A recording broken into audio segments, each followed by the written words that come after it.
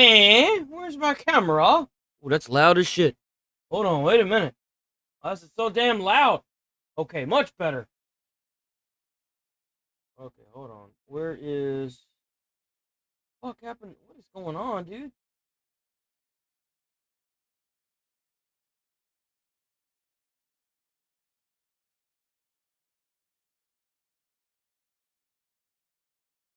Oh, the Sony's like not being picked up at all. Actually, now that I think about it, oh, it's because it's not fucking plugged in. It's not plugged into the damn computer. Of course it wouldn't be picked up. There we go. Yeah, I'd imagine that would be a problem, huh?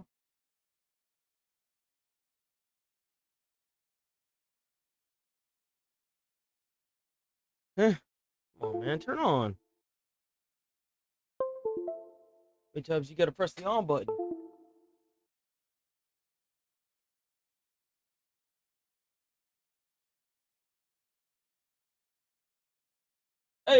Hey, there it is. No word yet from when the package is gonna get here from Throne, but I'm hoping that it's soon. I'm hoping it's soon, damn it. We got a lot of stuff to go through today. Whole bunch of games dropped over the weekend. There we go. My fellow citizens, my fellow.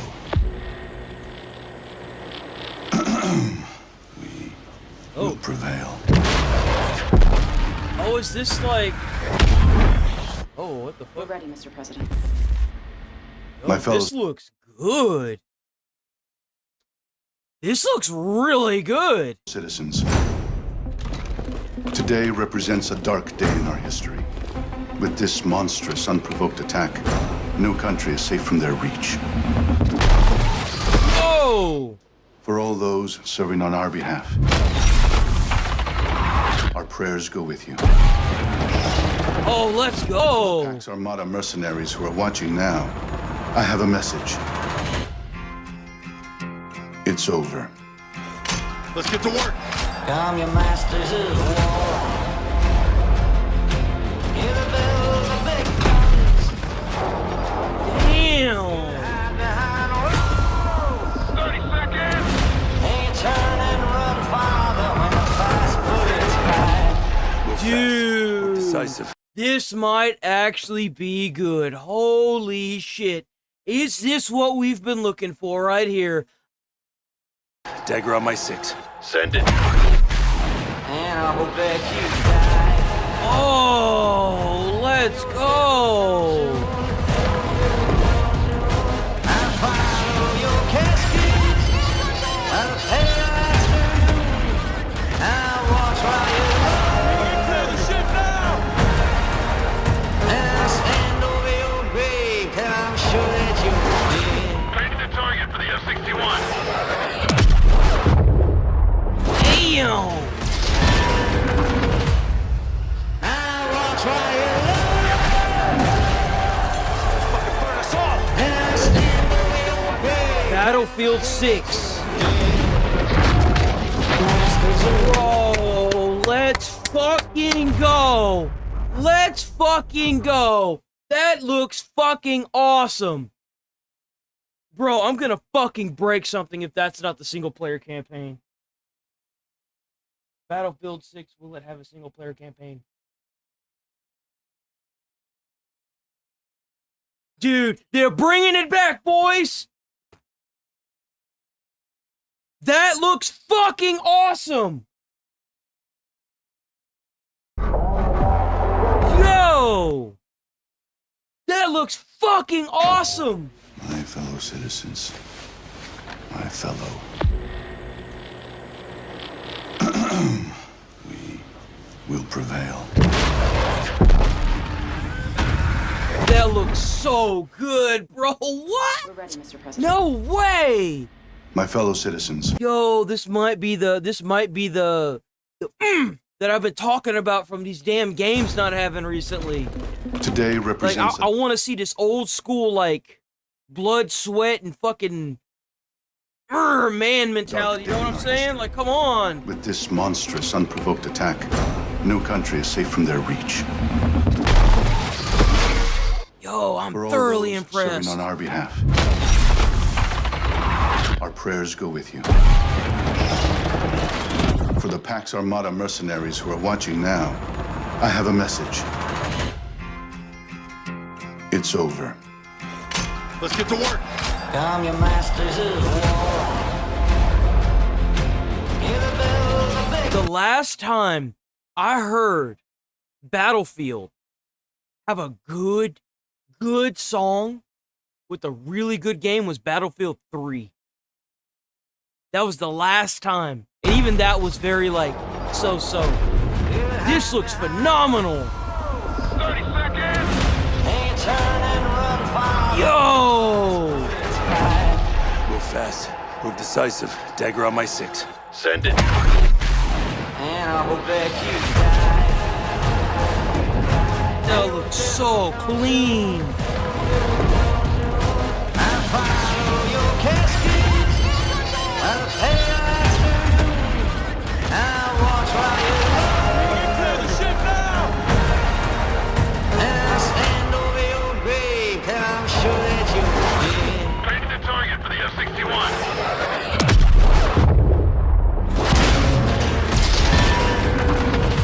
Let's fucking go. Burn us off. And I'll stand over your grave. And I'm sure that you'll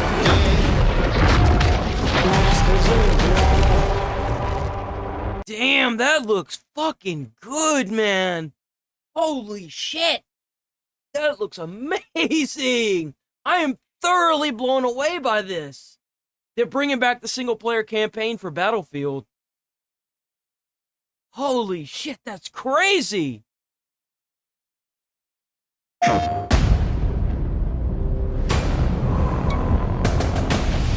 Oh, that's creepy.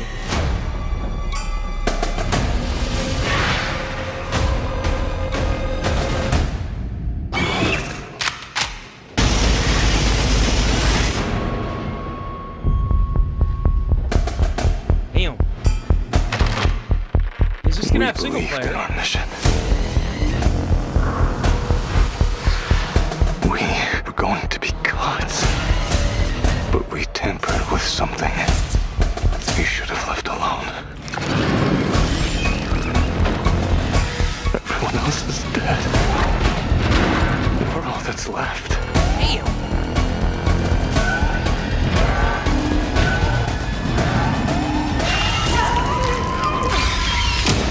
Whoever finds this, Dang.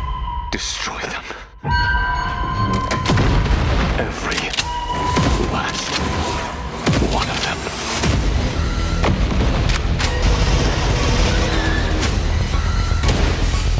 Damn, bro, what is this lineup? What the fuck?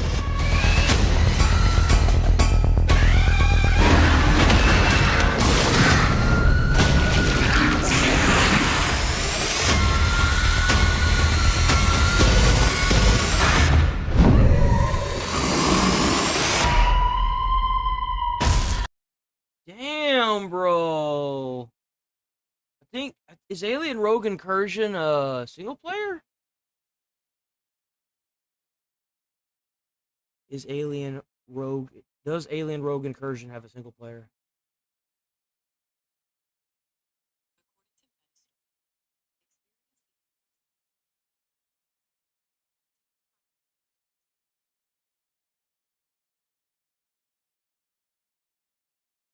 Apparently, it only has a single player VR version. I bet that shit's creepy in VR.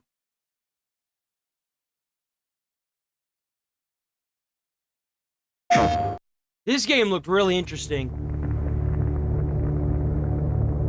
Oh, by the way, boys, by the way, I went to bed yesterday at 300. I went to bed at 3,303, and I woke up to 440 watch hours.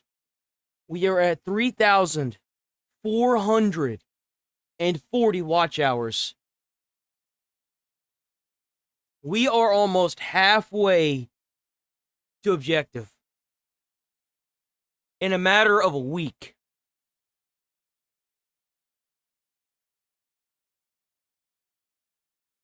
In a matter of a week. All right? In a matter of a couple days, even at some points.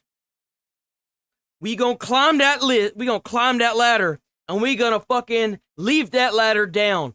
Because the first thing I'm gonna do whenever I start getting a big old audience is I'm gonna start shouting out people, and we gonna start doing giveaways. Ain't gonna be like the rest of these piss stains on YouTube don't know how to fucking thank their community. Best believe that's about to happen. And my moderators are gonna get a good little bit of money too. If I got somebody modded in my chat, Nigel will be the first. And that's all there is to it. I'm gonna start paying. It won't be a whole bunch at first, but it's gonna work its way up there. You best believe. Well, these are just dreams. Like before. Dreams can do crazy things. Nah, man, we're not gonna be playing no games. Ever since I started reacting to stuff, I've been getting watch hours like crazy. It's been a whole different ball game. Gaming is dead online, bro. I hate to say it, but like, gaming is dead. Now, I haven't heard good things about Wu Chang, and that's also another reason why. But I might at some point play some of the games that I know will be good, like Metal Gear Solid or maybe Ghost of Yotei. Yotei.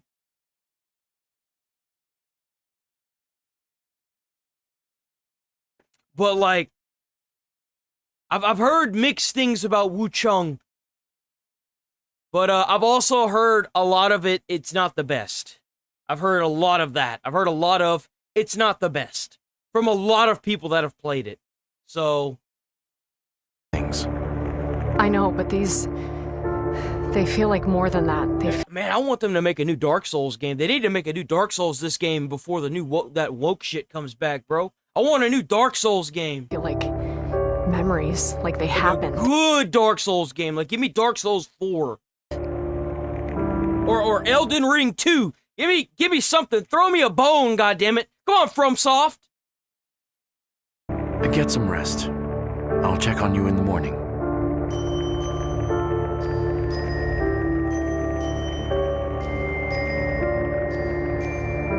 I'm gonna tell you, Nigel, if you're playing it, don't stick to one weapon. You can do combos whenever you switch weapons in the middle of a combo. So, my best advice to you, if you're playing Wu Chang, don't think of it like the old Souls-like. You want to change weapon mid-combat. So, like, if you're in mid-swing, try to change your weapon to see if you can get a combo to ignite. They said that that's the best thing you can do. I will say that. I'll give you that little piece of advice. You're more important than you understand. There is something Different about her. Damn!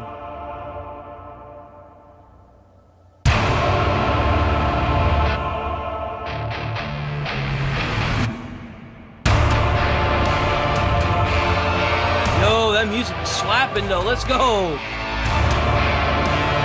Sounds like it might be pretty good.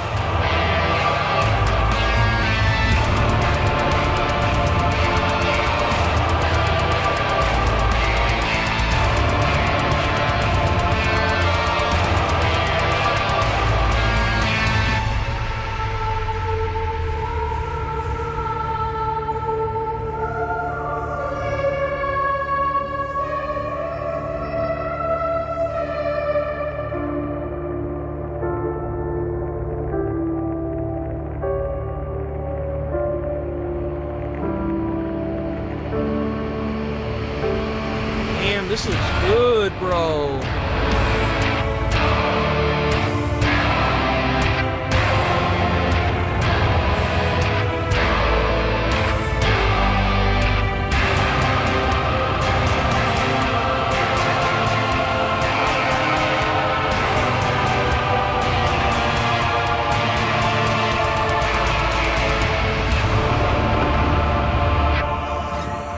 Damn, let's go.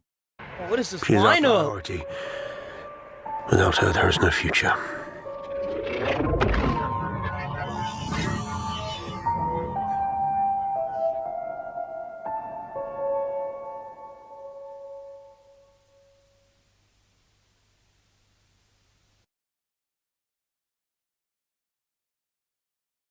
I thought this one looked kind of fun. For ages 10 and up. Listen up. We just got a call from Mr. Mercer, the owner of Mountain Groove nightclub. This is the largest call-out we've had in years. A serious disaster. Oh my god, can you get little bubbles on the fucking dash? That's definitely not part of SOPs, but...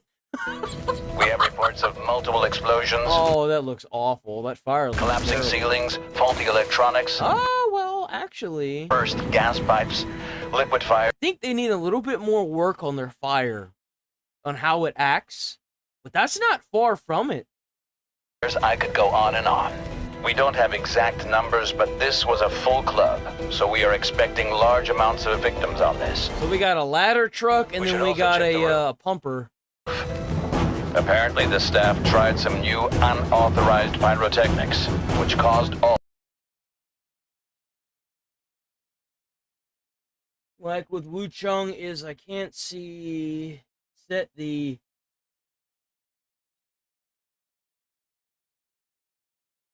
Oh, that sucks. That's it, everyone. Yeah, a lot of reviews were saying it's very it's not it doesn't feel like they optimized it I very well. need you to be fast, very well I at need all. you to be efficient, and I need every one of you at their best. I am sending you out there for a reason. I put my trust in you. Best of luck. What is that water? Yo, what is that water, man?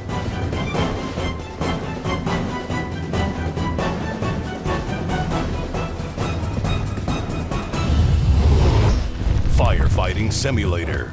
Ignite. So I actually got a story because I saw that all the firefighters were carrying these retards out. First off, the fireman's going to make sure that you're going to stand up. It's a funny one. You'll like it. So whenever I was at the academy, I heard stories about the guy that was teaching us that you wouldn't believe, bro. So so he was getting this guy out of a burning building from the second story, right? And the guy just wouldn't sit still. He's like, I'm gonna call him G. G was like, sit still, or else I'm gonna drop you. And he feels the same way about heights that I do. He's like, it's either gonna be me or you, buddy. And then he takes a few more steps, and the guy just keeps screaming and yelling. He's like, okay. He drops him. The guy looks up, he goes like, what the hell? And it's like, I told you. It's either gonna be me or you. He dropped the guy. He dropped him on purpose. Yo, my captain at the time actually sprayed down a police officer whenever I worked. It was so funny, dude. Everyone tried to give him shit, and I was like, I couldn't help but laugh at him, dude. United against fire. Pre-order now on PlayStation Yo, that shit was 5. funny, bro. Launches September 9th. PlayStation.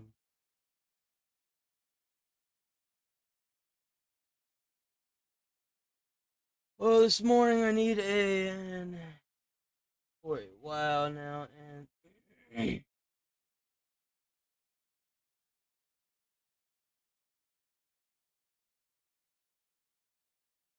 Damn, 20 minutes is a long time. Hey, man, at least you did it. Hell yeah.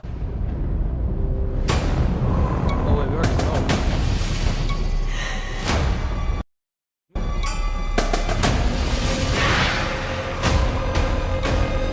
We saw this.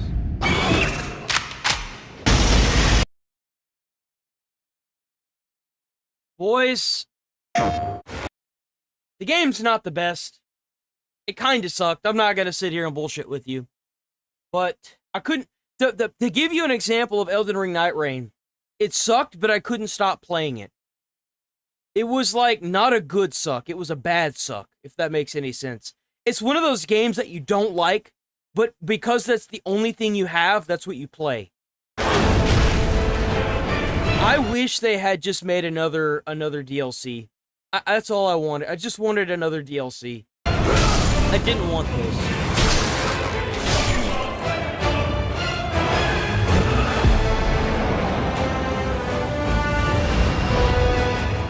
Two-player modes are here, boys.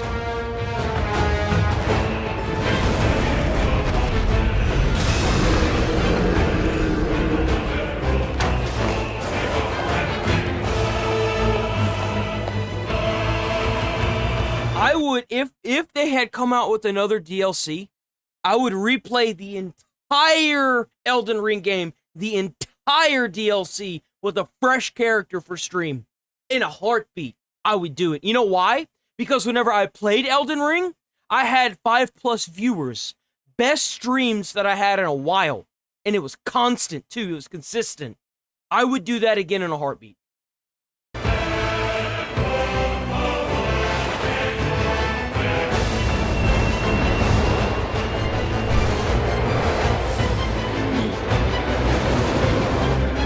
Elden Ring is one of those games that you could stop playing and then go back through and re-experience. Because it's so big, you don't remember everything that's in it.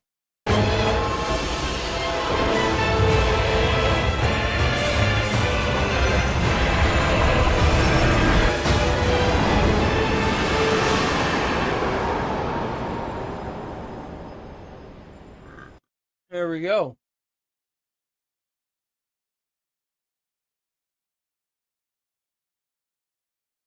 I'm not sponsored to show this.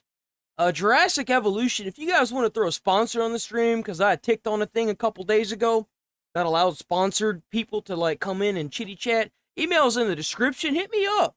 I will gladly do a sponsored stream for y'all. This looks like it might be really good. But this is a double-sided sword. I will not feed shit games to my viewers. It better be good. That's a word of warning to anyone who comes to my channel and thinks that I'm just going to sponsor games willy-nilly and say good things about it. Be warned. This is your warning. Welcome back, park managers. In this module, I will pay for the game and shit on the game. In that we'll order. be exploring the unique dynamics that form within various dinosaur families, making sure you know what to look out for when introducing juveniles into an enclosure, and setting the foundation for them to thrive and expand. But low-key, this does look really good.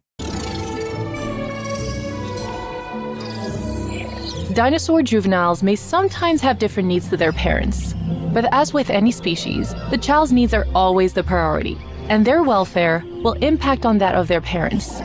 With both paleo and social needs to consider, you may have to alter your enclosures in order for the juveniles to settle in. Paleo needs cover environment and available food types, while social needs can be as specific as how many male dinosaurs are inside the territory.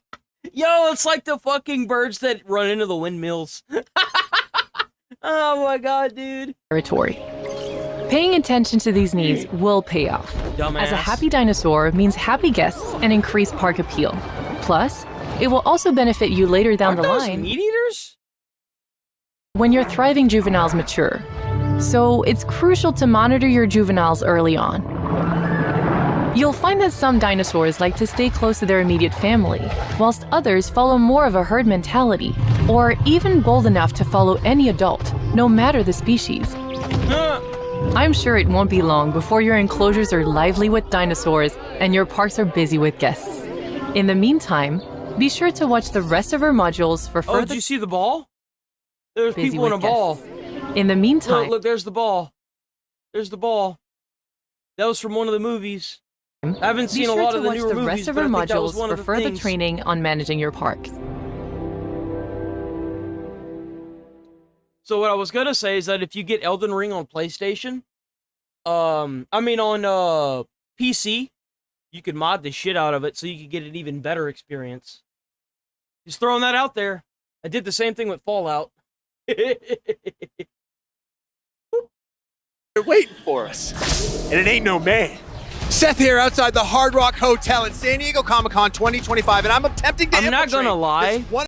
this This Predator Badlands looks a little weird, but it looks like it might be kind of good. of a kind pop-up for Predator Badlands. They've got all sorts of awesome props on display, like weapons and relics from the film, a real-life Weyland-Yutani lab, a spike pod field, and they've even got an encounter with Deck's father. Could I? Yo, I would be fucking taking that shit. I'd knock his ass out and take that whole costume.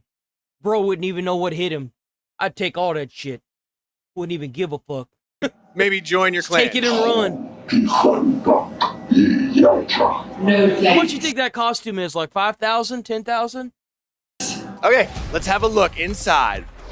This is a Predator relic room. Now, as you know, the Yautja, they love to hunt. They love their trophies. There's a lot of really cool trophies that speak to all the hunts that the Yautja have gone on that we may or may not have seen in other films. And there's some fun Easter eggs in there as well. Dan Trachtenberg and team, they actually developed a real language that you can learn, you can speak, you can read it. So my man here likes getting me to learn new things, and the language is one of them. Dan and the team wanted it to be authentic. I think it adds a whole nother depth to the story and plot. These are actual props from the film shipped all the way to San Diego. So they actually put the language. Now you can learn the language, huh? From New Zealand. We've got tons of Predator weapons on display. Retractable spears, plasma grenades. These look like smart discs, and of course, the Yautja bow that we saw Deck use in the Predator Badlands trailer. That's badass. I need me one of those in real life. All right, you know how you get one of those? What you do is you get yourself a big wrench, and you go in there and fucking take it. Inside a replica of the Weyland-Yutani lab right now. Once again, these are props from the movie, and this stuff is awesome. We've got an android here based on Elle Fanning, and this android is in very rough condition. As you can see, tons of damage, missing a foot. Probably explains why there's spare parts over there. Hopefully we can fix this android up and get her back on her feet. Both of them. We're inside the spike pod field. This is an immersive jungle environment based on Genna. Everything here is dangerous. This planet is the real thing. It's a real deal. Planet trying to kill you. These plants right here are called spike pods. They look unassuming on the outside, but do not be fooled. God! After all that, the tour ends right here at a full bar to help them unwind. Oh, dude, you see his fucking dude had an alien. The tour ends right here at a full... Yo, he's got an alien. Look at that. He's got an alien on his uniform. He's got a Predator mask right there. Bar to help them unwind from maybe some of the horrors they experienced. There's definitely something about this character that really sticks with people. And what Demetrius does in this movie... I don't like what it looks like outside of the mask. I don't like that. It's really going to change. He doesn't have like spikes, and he's got like a bald head. It looks cool. We'll see the Predator. We did it. We made it through the Predator Badlands experience in one piece. That was so immersive and interesting. Next. Is there... Okay, good. Okay, good. What's this? Boom. What's up? It's Brian here at FX's Alien Earth: The Wreckage Experience, where fans can visit and brave a terrifying mission at this mysterious wreckage of the USCSS Maginot here at San Diego Comic-Con. For decades, the Alien franchise has terrified us with its claustrophobic tension, corporate paranoia, and iconic creature design. Now, Fargo and Legion series creator Noah Hawley is continuing that legacy with FX's Alien Earth, a bold new take that brings the beloved franchise to Earth for the first time. The new original series is set to premiere on August 12th. It's supposed to be a TV series. I'm gonna wait. I'm gonna wait for this to completely come out, and then I'll give a review on it. On FX and Hulu. So we stopped by the FX's... I need to watch the Predator, is it like that, the Predator, the live action one? I need to watch that one so I can do a review on it. Alien Earth experience to not only visit the wreckage, but to catch up with Noah Hawley himself. That looks so cool. You see the tail? You see the tail? See it moving? Noah Hawley himself. The tail moving. There's an alien. Presented by FX's Alien Earth. So we got a new Predator movie coming out, and we got an Alien TV series on Hulu. nonetheless. No, it's very nice to meet you, man. So you become known for taking beloved IPs and doing something original with them. You did it with Fargo. What was sort of your guiding principle approaching FX's Alien Earth? Well, so much of it, I think the experience of watching something is the feelings that they gave me when I watched them. And then figuring out how to make you, the audience, feel the same thing while telling you a totally different story. So an Alien... I thought that the, that recent Alien movie was okay. I wouldn't shit on it, but I wouldn't say it was the best either. It was okay. Like, it was a nice throwback, if anything. Movie is a 2-hour survival story. The goal is for one or more humans to survive. The main question in the show is, can humanity survive? What aspects of the original Alien film did you feel were sacred and untouchable? You can't mess with the creature, every stage of the creature's life cycle. So I knew I couldn't mess with the silhouette. The monster is sacred. But in the beginning, the question was, what do they do? We don't know how they eat or how they reproduce, or, you know, at every step of the way, it's like, well, what? Have you read any of the actual Alien comics? There's some fucked up shit in those Alien comics, dude. There is some fucked up shit in those Alien comics. There was one that I had read. I got like a big ass box. I got a couple boxes of comics because I'm a comic connoisseur at this point. But there was one where the aliens did take over Earth and they sent down like a group of androids. They're like human android hybrids, and they kind of held their own, but the majority of them ended up dying anyway. But dude, it's crazy. What's the worst version? You know, and when we went through the design process with Weta, get the question, pointy teeth or flat teeth? And I was like, oh, flat teeth are so much worse. That feels like it would be painful versus the pointy teeth. Plus, it gives it a more human smile, which feels more uncomfortable. FX's Alien Earth, the wreckage experience here at San Diego Comic-Con hints at Prodigy Corp as a new player alongside longtime Alien Corporation Weyland-Yutani. What can you tell us about the forces at play? Well, if you remember right, Weyland-Yutani went out of business. So it wouldn't surprise me that a new business would be popping up to add to that like monopoly that Weyland-Yutani had. There's a surprisingly little mythology in the 7 Alien movies about how humanity is organized. So this idea that we were in this moment where you have these 5 corporations and they're all trying to figure out what the next stage of evolution is for humanity. Is it neural implants, enhancement to your biological form? Is it AI? Or is it this transhumanism of a human consciousness downloaded into a synthetic body? Yeah, I loved how the pilot opens with, 5 companies run everything. I was like, oh boy, I hope that never happens. You and me both, brother. Oh shit, we got Chad in the chat. Thank you so much. I guess the only thing left for me to do is survive FX's Alien Earth experience here at Comic-Con. So yeah, let's go. Here we go. All right, people, gather up. Just a heads up to any new people that are watching. If the stream fucking cuts for whatever reason, if I can start getting like a copy thing because of this stupid video, I'll pull the stream down and it'll come right back up. So just give it a few seconds. You gonna come with me, please? Come in. Holy sh... Hey, come on, do this one! My friend has been hurt! Oh, low-key, if I should go and do this. I should record doing that. I should stream this. We need to get out of here now, it's not safe! It's like a scare house. That was incredible. Going through the wreckage of a crashed ship, seeing face huggers on people, seeing xenomorphs pop out of the ceiling. I got sprayed with so many different liquids. That was one of the coolest things I've ever done at Comic-Con, and I'm just so giddy as an Alien fan. That was awesome. I didn't even know they did stuff like this. That looks so cool! If you're just as excited as I am, then check out FX's Alien Earth, which is set to premiere on August 12th on FX and on Hulu. Let me know. That's gonna be fun, bro. Is that it? Let me make sure. Hold on, wait. No, it isn't. It isn't. Hold on. It isn't. Dude, they did a bunch of stuff at Comic-Con, dude. Move this forward. Let me make sure that I got everything lined up the way I want. Kill this. If you haven't seen Peacekeeper, Peacekeeper. Peacemaker. That's it. Peacemaker. Sorry. Camera's blocking the view. If you haven't seen Peacemaker, absolutely recommend that show. Fucking awesome show. Hands down, would recommend.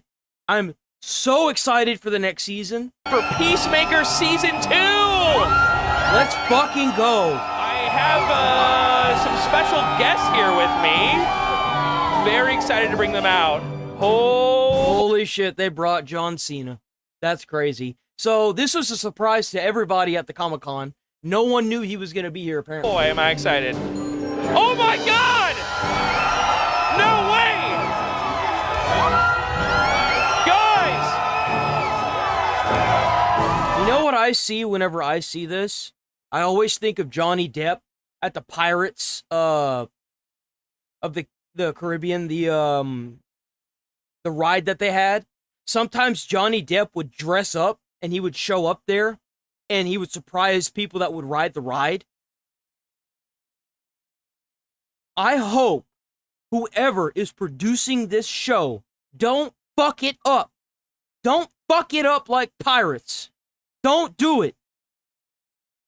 It's John Cena as Peacemaker. I'm not saying that there would be any kind of allegations, but like, don't take the allegations and run with it, you dumbasses. You've got gold sitting here.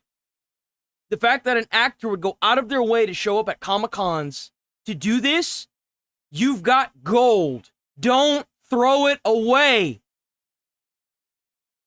James Gunn! Oh my God! Wow, what an absolute treat!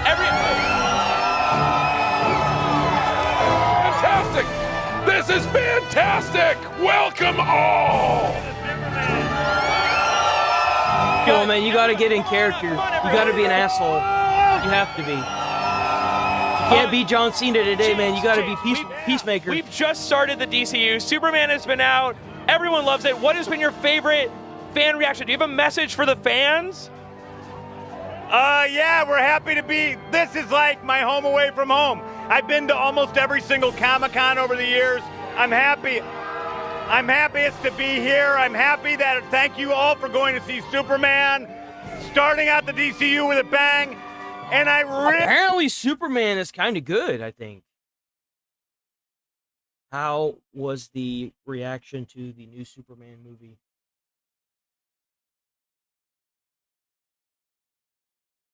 Apparently it's genuinely positive. So apparently the new Superman movie is good, guys. Really can't Maybe DC's coming back. Maybe this is their time. For you guys to see what I have been looking for. It only took them 10 extra years, for right? Months, which is this man acting his butt off in Peacemaker. John, you are Christopher Smith, the Peacemaker. You're back for season. So I'm probably going to be the only person that's going to say this. Am I the only person that thinks that the Peacemaker costume makes John Cena look short? Because he's got stubby little arms, and it just doesn't make him look very, like, what's the word? It doesn't make him look right. You are continuing the events of Superman. What is your message for all the fans excited for DCU? I want to apologize for the people directly below me. They have a pretty unorthodox view of my body. And I just want to say, as everyone is pouring in from across the street to every angle, we're so happy and grateful for you to be here. Peacemaker Season 2 is right around the corner. It is. This is our kickoff for all this, and we couldn't be happier and more excited to do it in front of you guys at Comic-Con! Guys, I need one more big cheer August for 21st. James Gunn and So John. we got the Alien series coming out August, I think 5th to the 9th or something around there. Then we got Peacemaker coming out season 2 on August 22nd. When does the new Fallout come out? When is the new Fallout season coming out? December 2025. So we got Fallout around the corner as well. Let's hear it. DCU is here.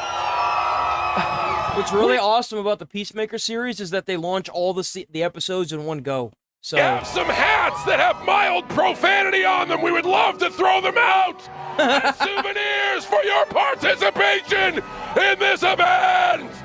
Nice.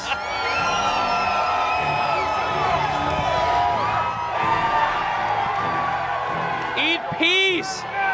Eat peace. Peace. Guys, Peacemaker premieres. I thought he was gonna August throw his helmet 24th there on for a second. I was gonna be HBO like, oh damn. Give it up for James Gunn and John Cena. Thank you guys so much. Thank you, thank you, thank you. Have a great Comic-Con. Follow us on IGN. Crazy, right?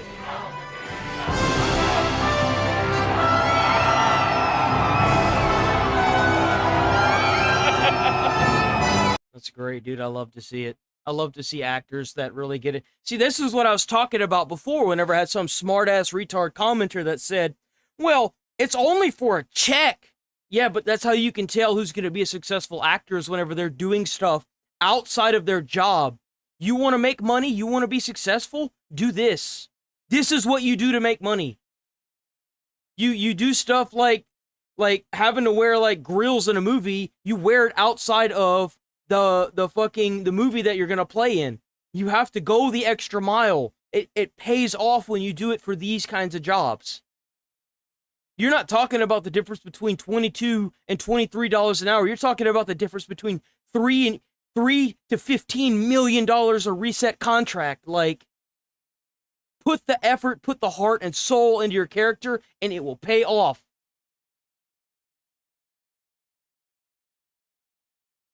That's what we're missing with all these new fucking actors that just want to collect the paycheck and go home. No, man, you want to put your heart and soul into that character. You want to, if you're going to be the fucking Punisher, and you've never seen the Punisher before, you got to go out and read like 50 Punisher comic books so that way you know the kind of character you're playing as.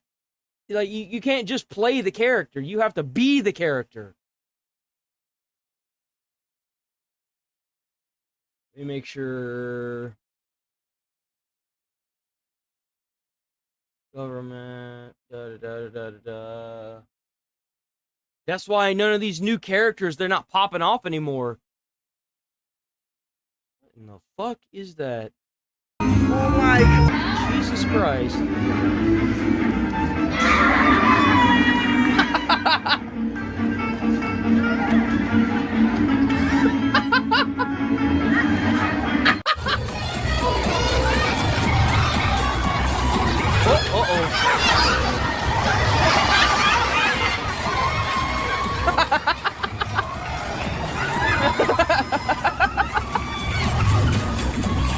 That's a huge dude.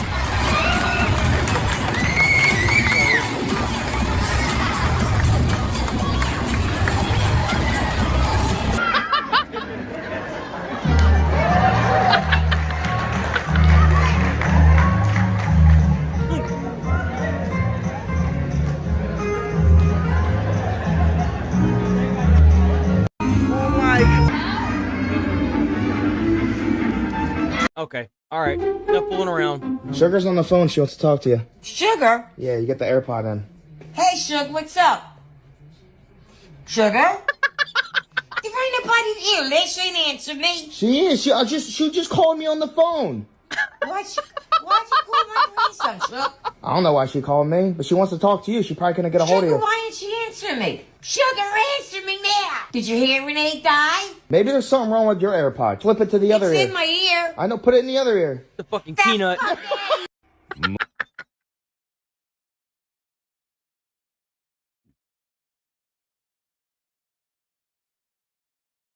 That's creepy.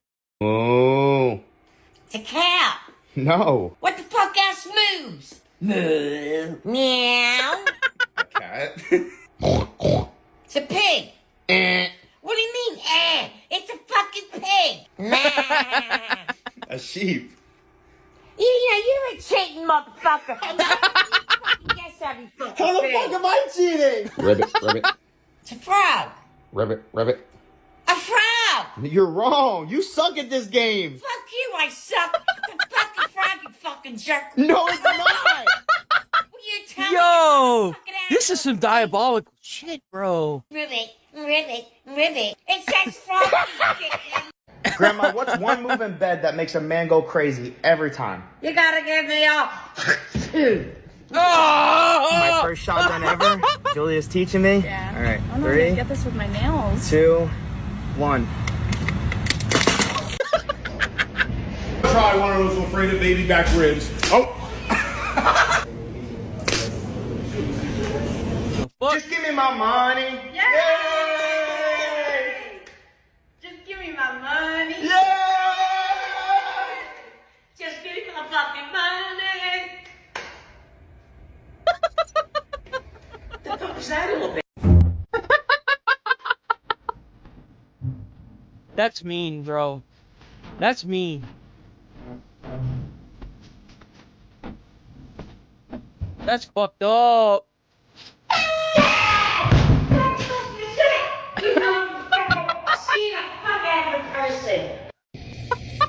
Really? Yeah, there you go, Grandma. You're kidding.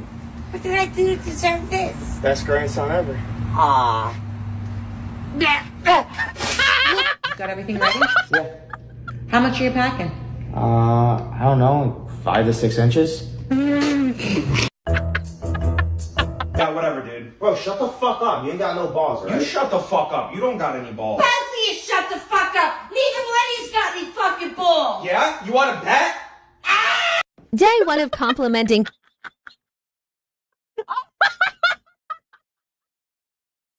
Oh my god, dude, what the fuck? Grandmom every day. Oh my god, Grandma. You look so beautiful today. Shut the fuck up, you ugly ass lying motherfucker.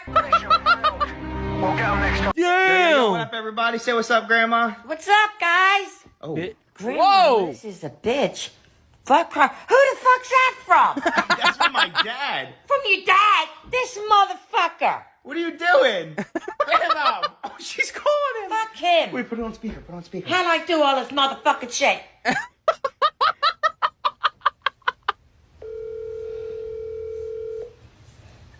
Hello? Hey, motherfucker, I'm a bitch. What did I ever fucking do to you, jerk off? You're a fucking asshole. Oh, dude. That's just fucking mean.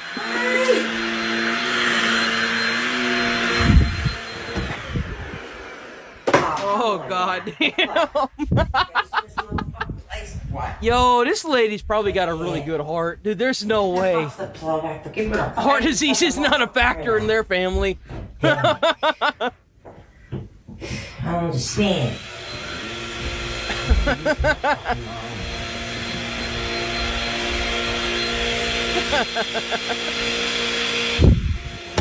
Oh, it takes her so long to go back and forth, bro. I can't. I really can't. Hey, Grandma, didn't you blow bubbles as a kid? Yes. Well, he's back in town. I heard he's looking for you. You nasty motherfucker. All right, let me know when your fingers are up. Ready. I want to say 5.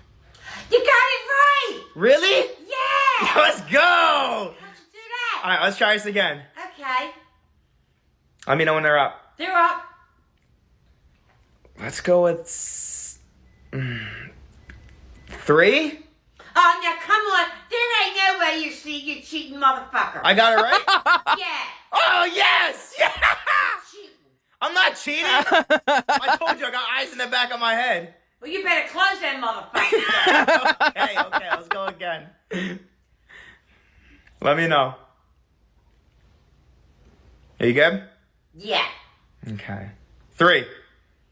You're a cheating motherfucker. Ty, give it! Stop! I don't like this game!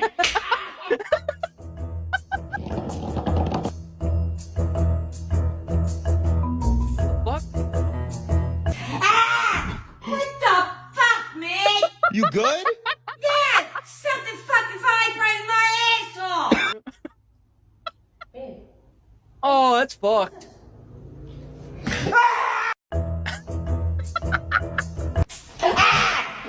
Bro just saw his life flash before his freaking eyes, man. Babe, what's this? What the fuck?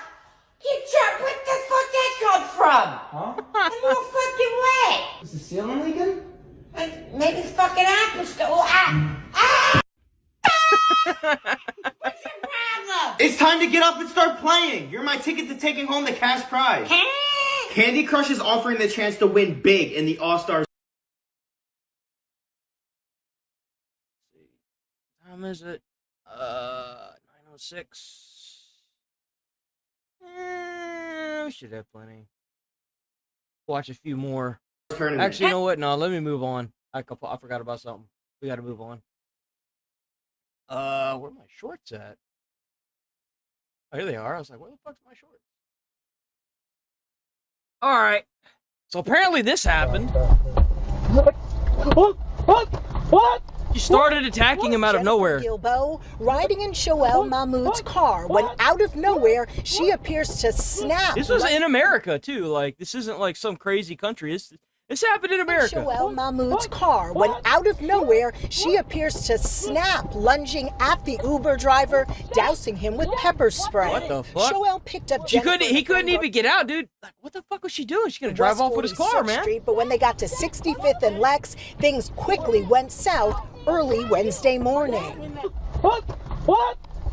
Shoel insists he hadn't said a word to the ladies. The other passenger. Yeah, even she's like, what? Appears just as stunned. Jen, what? Repeatedly asking her friend why she was doing this. Jennifer would only say, Get him out. In the first few seconds, Shoel tells me he tried to get out, but his seatbelt was on. Police did arrest Jennifer. She's charged with assault. And now put her ass in a padded room and lock the, throw away the key. As a lawyer who at this point is not commenting. Yeah, I'd imagine not. Like, how do you even defend? Oh.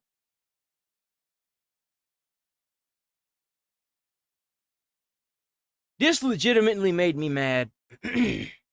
Airport workers help a morbidly obese woman get on the plane. If your ass is so fat, you can't walk up some fucking stairs? No.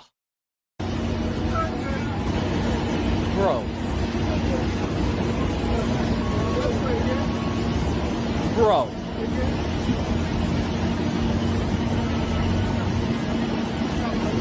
It's so fucking shameless, man. That's so shameless. What's wrong with these people? This is what the outcome would have been if that lady had been pushed in that wheelchair.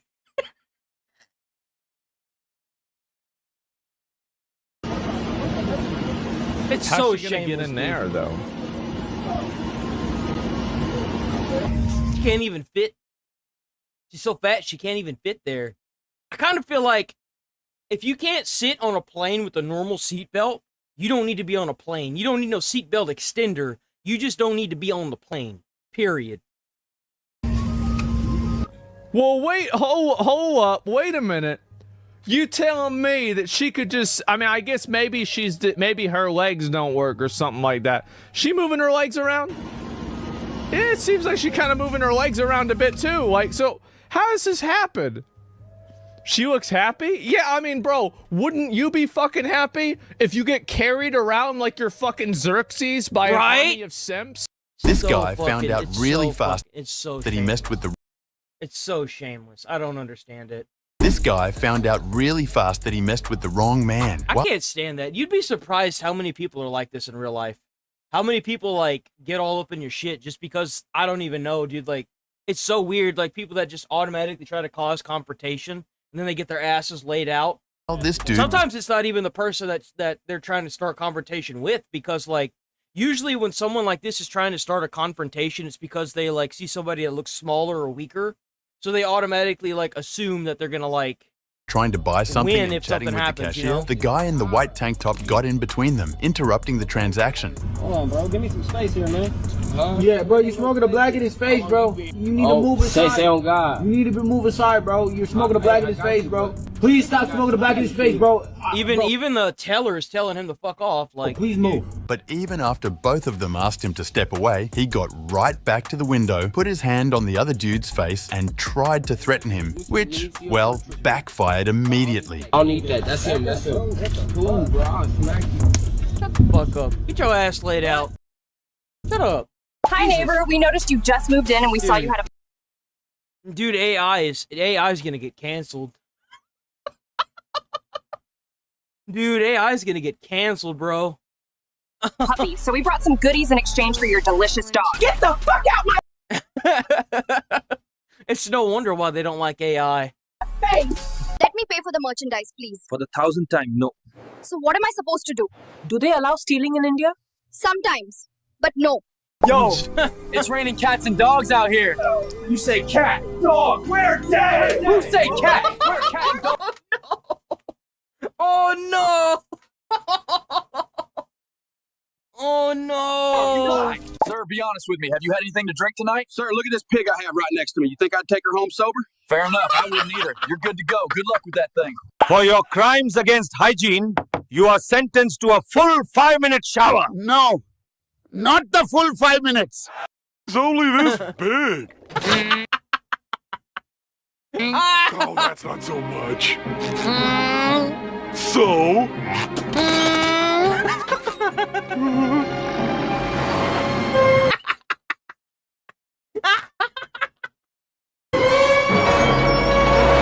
You're gonna sit in that corner and learn a lesson. I'm gonna jerk off in this corner while bust all over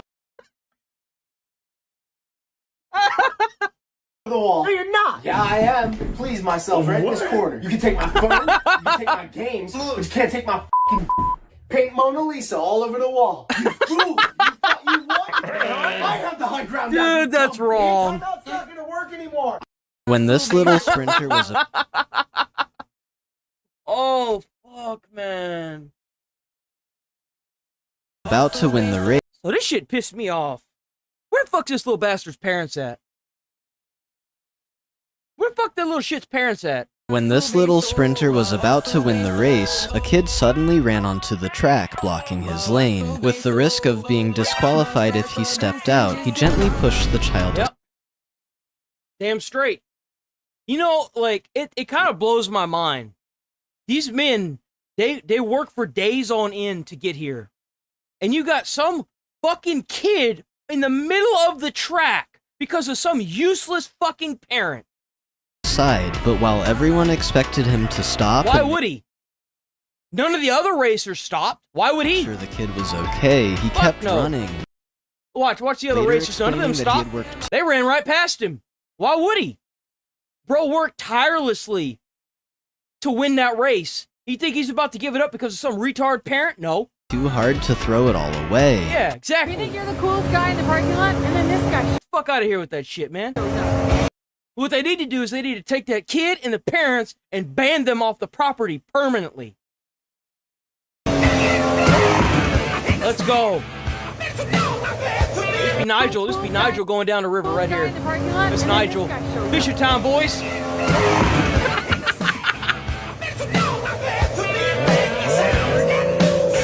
Watch this. Please, just give it a shot for me. It's worth it. Okay, but you have 10 seconds of my time. Now, something a burglar would not want to see when he breaks into a house. Oh my God. Naked grandma! Naked. Oh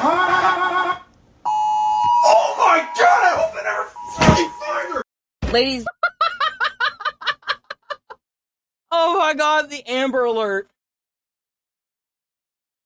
Watch this. Please, just give it a shot for me. It's worth it. Okay, but you have 10 seconds of my I don't time. know if you realize what happened. A burglar would not want to see when he breaks into a house. Oh my God. Naked grandma! Naked.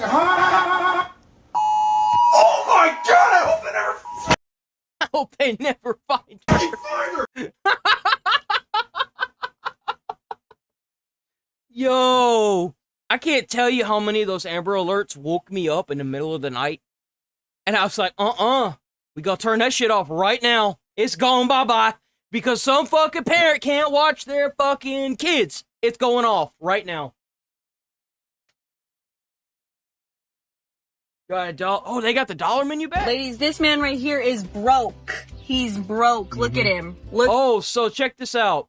So this guy took his date to a Starbucks. Because he's got money. Bro's loaded. But he took her to a Starbucks to make sure that she wasn't a money grubber. And big fucking surprise. Ladies, this man right here is broke. He's broke. Look at him. Look at him. Yeah. Oh, my sister in Christ! I'm gonna take you home. I'm gonna take you back home. Home? I'm gonna take you back home where you. Yeah, I'm gonna take you home. Take her to Italian. I look like this in your car right now and you want to take me home. Oh yeah, absolutely. What? You shoved a camera in his face. And in his car. Why would anyone respect you? He went out of his way, picked you up, brought you to Starbucks to get to know you more.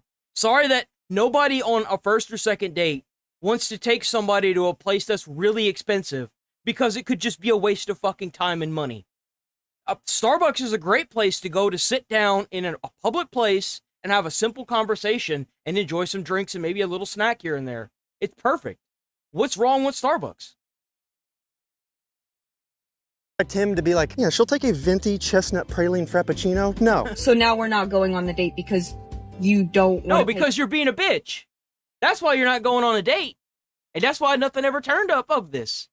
And remember a couple days ago, boys, whenever I said, whenever men don't approach women, it's because of this shit right here. This shit right here. It's because you say one wrong thing and this bitch makes a video on you and it goes viral and it fucking ruins your life. It's this shit right here. This is the reason why people don't go up and ask women anymore for anything. They're scared. The last thing, like, let's say this was a hard-working dude that worked like 90 hours a week and now he ain't got a fucking job and he can't get another job because a video of some dumb bitch went viral because he wanted to do something simple. Just imagine that. His life's now ruined because of your bullshit. More than Starbucks. Money's no option. So if money's no option, then why aren't we going on the date? This guy's blood pressure is probably pressurizing faster than a pack of Skittles under a hydraulic press. Because one, you trying to put me on blast. Yep. Like, you got your phone out. I thought I was getting pranked at this point. I've never had a grown man take me to Starbucks. The red flags are real. What is this, high school? I'm not even going to take you home. Yep, go ahead and get out. Serious. Are you? Damn, kicked their ass out of the car. Bro is a legend. That's what's up. You know what? If you act like a goober, you gotta get an Uber. That's right. Yo, this is the reason why you can't do this shit in Texas right here. This is the reason why you can't do this in Texas. That's why you can't do shit in Texas. You roll up into somebody's house, they got a gun. You roll up into someone's business, they got a gun. You roll up into somebody's car, they got a fucking gun. Boom, boom, there you go. Boom, just like that. Just like that. Fuck around and find out. Fuck around and find out. Mm-hmm. This dude is massive. So, I love the world's strongest men. I think they're awesome. I love what they do. I like the hard work they put in and the dedication. This is the world's strongest man shaking the hands of the, I think they're the bodybuilders of the world or something like that. Like their thing is muscle, not so much being strong. It's muscle, right? Look at the size difference from the world's strongest man to the world's like most muscly men, I guess. Look at the size. Bro's a fucking giant.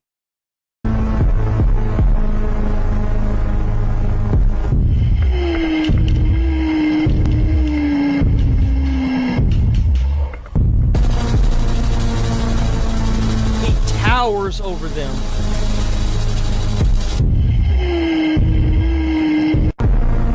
This biker was nearly taken out by another rider, but instead of raging, he got— Bro, that shit pisses me off. That don't make no sense. Why he do that? Why did he do that? Raging, he got the most hilarious revenge.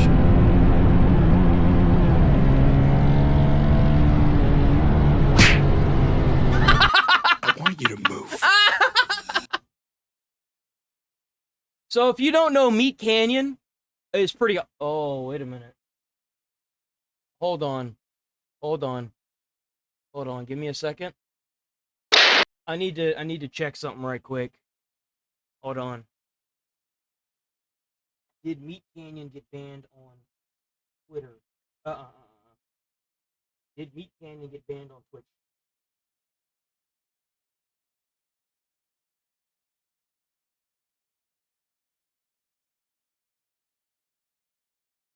Okay, I can't play that. I can't play that anymore. I can't play that, so that sucks. I can't play that video. And it's because he got banned on Twitch. And if you react to somebody that got banned on Twitch, you could get banned yourself, and I don't want that. I don't want to deal with that headache. Oh my god! Oh my god! Oh, bro walked up and tried to steal someone's package. Oh my god! Oh my god! Yep. See, like, I'm not gonna advocate for violence, typically, okay? I'm never really gonna do that. I'm gonna be honest. I'm never gonna advocate for violence. But I am gonna say that if you're gonna put a booby trap for somebody that's gonna steal a package, make sure it kills them. Because, and the reason for this is, they're probably gonna go free. You will go to jail. And my logic is, if you're gonna go to jail, make sure it's for a good reason, okay? Because, you know, people like this aren't gonna go to jail, even though it's a federal crime to do this. Those fuckers aren't gonna go to jail. So, and you know you're gonna go to jail probably for a terroristic act. You might as well go to jail for murder, too, while you're at it. I mean, let's be honest here. Like... Okay. Oh my god! Did you put a bomb in there? Maybe. Did you put a bomb in there? Well, I had to do what I had to do. You keep stealing my packages. You were gonna kill me over me stealing one of your packages. Yeah. I didn't anticipate you dying. Dude, you're insane, dude. You're fucking insane. I'm insane. Isn't it crazy that you roll up on random people's porches and steal their packages? You had 2 mechanical pencils last time I stole from you, and you were gonna kill me over something as small as that? Correction, good sir. I don't have my 2 mechanical pencils because you stole them. Serves you right. You're fucking crazy, dude. You're fucking crazy. I'm calling the cops. You almost killed me, dude. Call the cops. Yeah. Go the fuck. Unfortunately, I can almost promise you that guy went to jail. Do I agree with it? No. I don't agree with making booby traps either. But I do believe in, if you're gonna do something, do it right. And that's kind of the reason why the men's suicide rates are through the roof and women always fail. I mean, let's be honest here.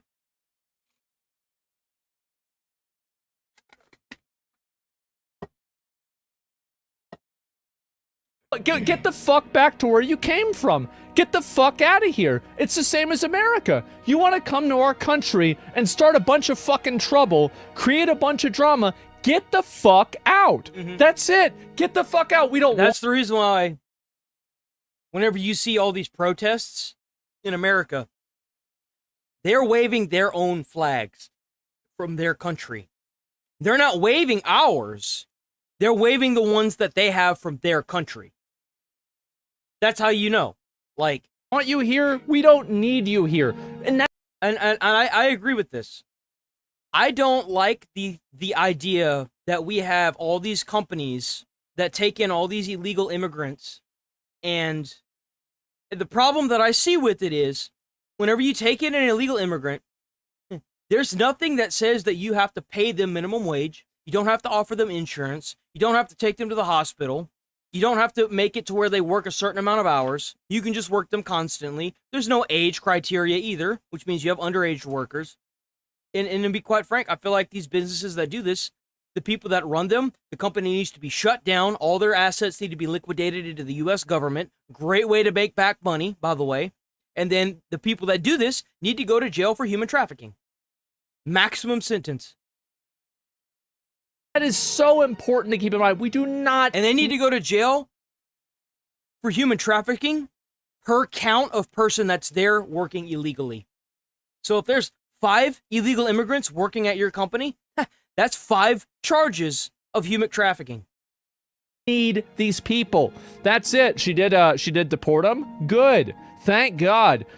How many hours do you work, Eric? 60 hours. Because there are people that come here legally that work hard and do everything they can to keep their visas. And the fact that they like, even those people have come forward and said that they're tired of it. They're angry. They're angry because these people skip the line and then they're just here and they're making it look bad for the people that came here legally. 60 hours a week. Jesus. And how many hours do you work at home? Same. More. All day, all night. Really? And then you woke up and realized you were dreaming, you mean? Right. 60 hours a week. And That's how many crazy. hours do you work at home? Same. More. All day, all night. No, Really? you don't. And then you no, woke- you don't. No, you don't. No, you don't. Woke up and realized... I also hate. So, like, how many of you guys out there that are of the age to do it? So like whenever I've seen stories of women that get divorced with men, and they're stay at home, and they're like, well, the whole thing that I got to do, like the sex part of it at night, I gotta have sex with him, and it wasn't good, then they have that conversation, and it's like, you do realize that most women, they starfish, so like the guy has to typically do all the work, so it's like you can't really factor that in. Sometimes they're never gonna admit that, but let's be honest here. You were dreaming, the double standard is crazy. See, you never see a man talking about that kind of shit. That's Gary Coleman, dude. He still works out to this day. His back is so fucked up he can barely walk. It's gotten worse since this, but it used to be this used to be him right here. This guy right here. Look at those legs, bro.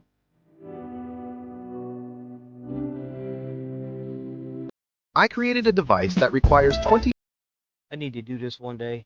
push-up I to need to turn do on the this for computer. mine. I noticed that my wife might not be getting enough exercise, so I built a push-up device. I installed a sensor in the middle that counts when her body gets close, and once she completes 20 push-ups, the computer turns on. However, I realized that she might just try to move her foot near the sensor to turn it on easily. So I added a switch to the handle, which must be pressed by hand for the counter to work. To prevent her from just taping the switch in place, I installed a touch sensor on the handle that requires both hands to be gripping it for the sensor to activate. Just in case she tries to cheat by sitting on a chair to exercise, I added weight plates to the bottom, ensuring she has to do a real workout. And with that, the computer is now set to only turn on after completing 20 proper push-ups.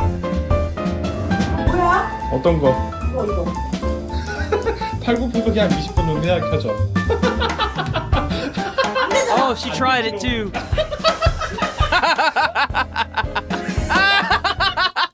Yo, stop! Sit your ass down!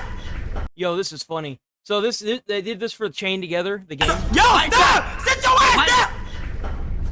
They chained themselves together. Stop. Stop!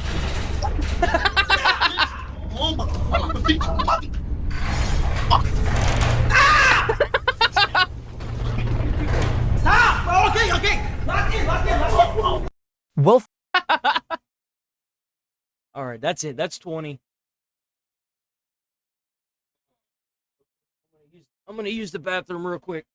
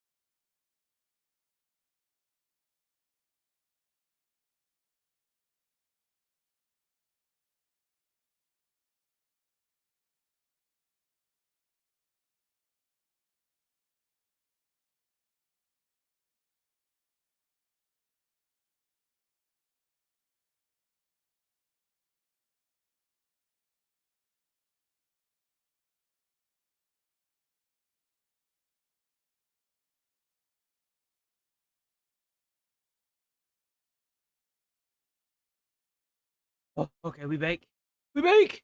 Bro, we got a new episode of Boom Morphed again. Let's go. I was so excited whenever I saw this on Friday after I got off. All right, let's go. We got Boom Morphed again. Again, chat. I just hold on. Boom, morphed again. Boom, morphed again. I just entered Slenderman's real-life hunting ground, and I can't leave until I find all 8 pages. And everyone online begged me to do this, like actually thousands of comments, all caps. Like, play the Slenderman game in real life or fake? Seems very irresponsible, but here we are. Oh yeah, by the way, Bigfoot, we morph. That's how you stay camouflaged so we don't get caught. Anyways, back to this nightmare. It's simple. What an ability, dude. Bro's got detachable hands. That's what's up. Walk around, find pages on trees, and then call your mother because we have plans at a Motel 8 in 2 hours. Deal with it. Oh, we found a page. That's one of 8? Dumb. Okay, who gave Slender Man a Sharpie? Boom, morphed again. I thought we were supposed to get like 4 or 5 pages before this creepy bastard started messing with me. Oh. Bro, it's midnight. Why is it moving? This feels like a trap. It is a trap. Like Slender Man wants me to touch it. Page 2. Literally a fucking piece of cake. It's 2 pages. All right, chat, let's see what page 2 says. Don't inhale. Oh my god, dude! Oh Boom, no! Morphed again. That is Bro's not now he's gonna be up all night. Gentlemen. I hate this forest. The next page is in that couch. I will eat this fucking furniture if I have to. Yo, is that a tractor? Page 3 secured. Hey, found it. Don't look. Don't tell me what to do. Oh no. Slender bitch. Slender. Oh. Fuck that. Run! That's Fuck terrifying. This entire idea. I am so fucking tweaked right now. Oh, that's exactly what I need. Clean this dirty ass forest. Nah, bro, this place got roaches. Spiritual ones. I ain't sleeping for a week. Boom, morphed again. Oh, damn! There he is. That's the cops. Oh, uh-oh.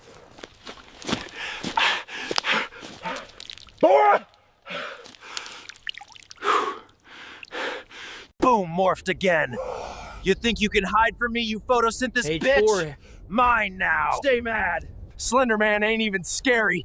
Stupid tall punk is all he is. Fuck. Uh-oh. Stop chasing me, you lanky ass cracker. Mommy, please help me. How did Oh my god, dude. PewDiePie do this? No touchy. Oh no, did he get got? I think he got. Boom, morphed again. What the actual F is this? Whoa. Bro, Slenderman is the cartel. My nose hurts looking at this shit. Oh! Uh-oh. Uh-oh. Love Greg. Greg, you crusty bitch. Uh-oh. Uh-oh. I knew this was your fault. I knew it. Oh. He got again. He got snapped up. I can't feel my spleen. Greg, I swear to God, Slender Man can't climb trees. He built like a USB drive. How the actual fuck? I'm gonna cry. They built a whole crack village out here for meth. Bro's Where's getting the thrown page? around. Where's the page? Hiding from Slendy. This is fine. This is Vampykins. She is one of my biggest fans online. She'll come help me. She has to. I hear creaking. How'd you get here so fast? You said my name. Also, I found this. Ooh. You pulled page 6 out of your boulder holder? What happened to his face? Every page we find, Slenderman gets more pissed. We didn't even prepare before you grabbed that. Wait, what's a Slender Man?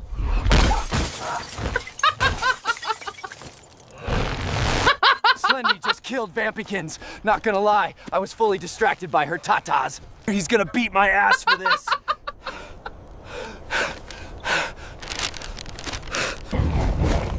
Uh-oh. Uh-oh.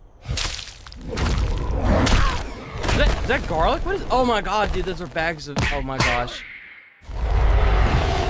Oh! What? What's happening? He got wrecked. Boom, morphed again. I'm not dead. I got one more page to find. If we're gonna find this last page and survive, we gotta be smart. You know what I'm saying? Math gets you no bitches. Why is my... Now, let's do what we came here to do. Sorry, I'm too tweaked out to focus. But I did collect all the leaves in the forest. That looks like it's Chat, fun. I have swamp ass so bad, when I get home, I'm washing my gooch with a whole bottle of Tresemme conditioner. I Googled these locations before I came out here. Y'all said Paige was here. Bunch of liars, and I need to shit.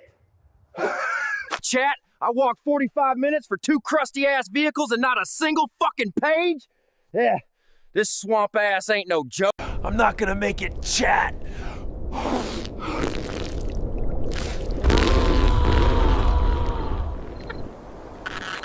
Oh my gosh, this is so gross.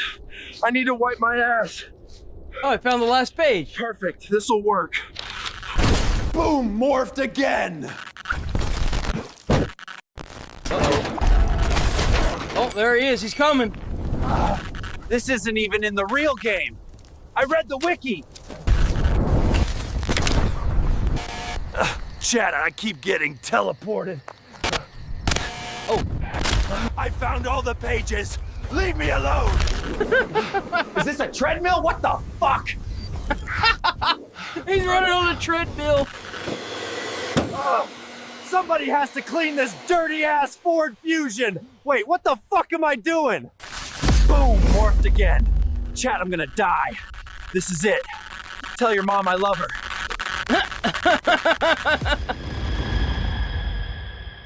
Oh, he got? No. Oh, no. Wait a minute. Where the hell am I? Is this heaven or Ohio? Hello, Motel 8? Yeah. Is there a super hot mom there waiting? Yeah. Dropping buckets. Damn, well, there it is, boys. He did it.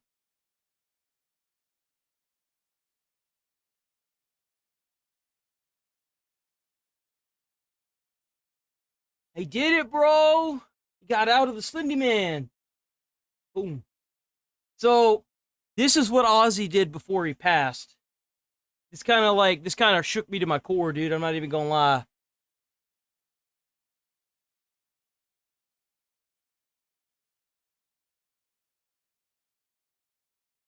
Remove.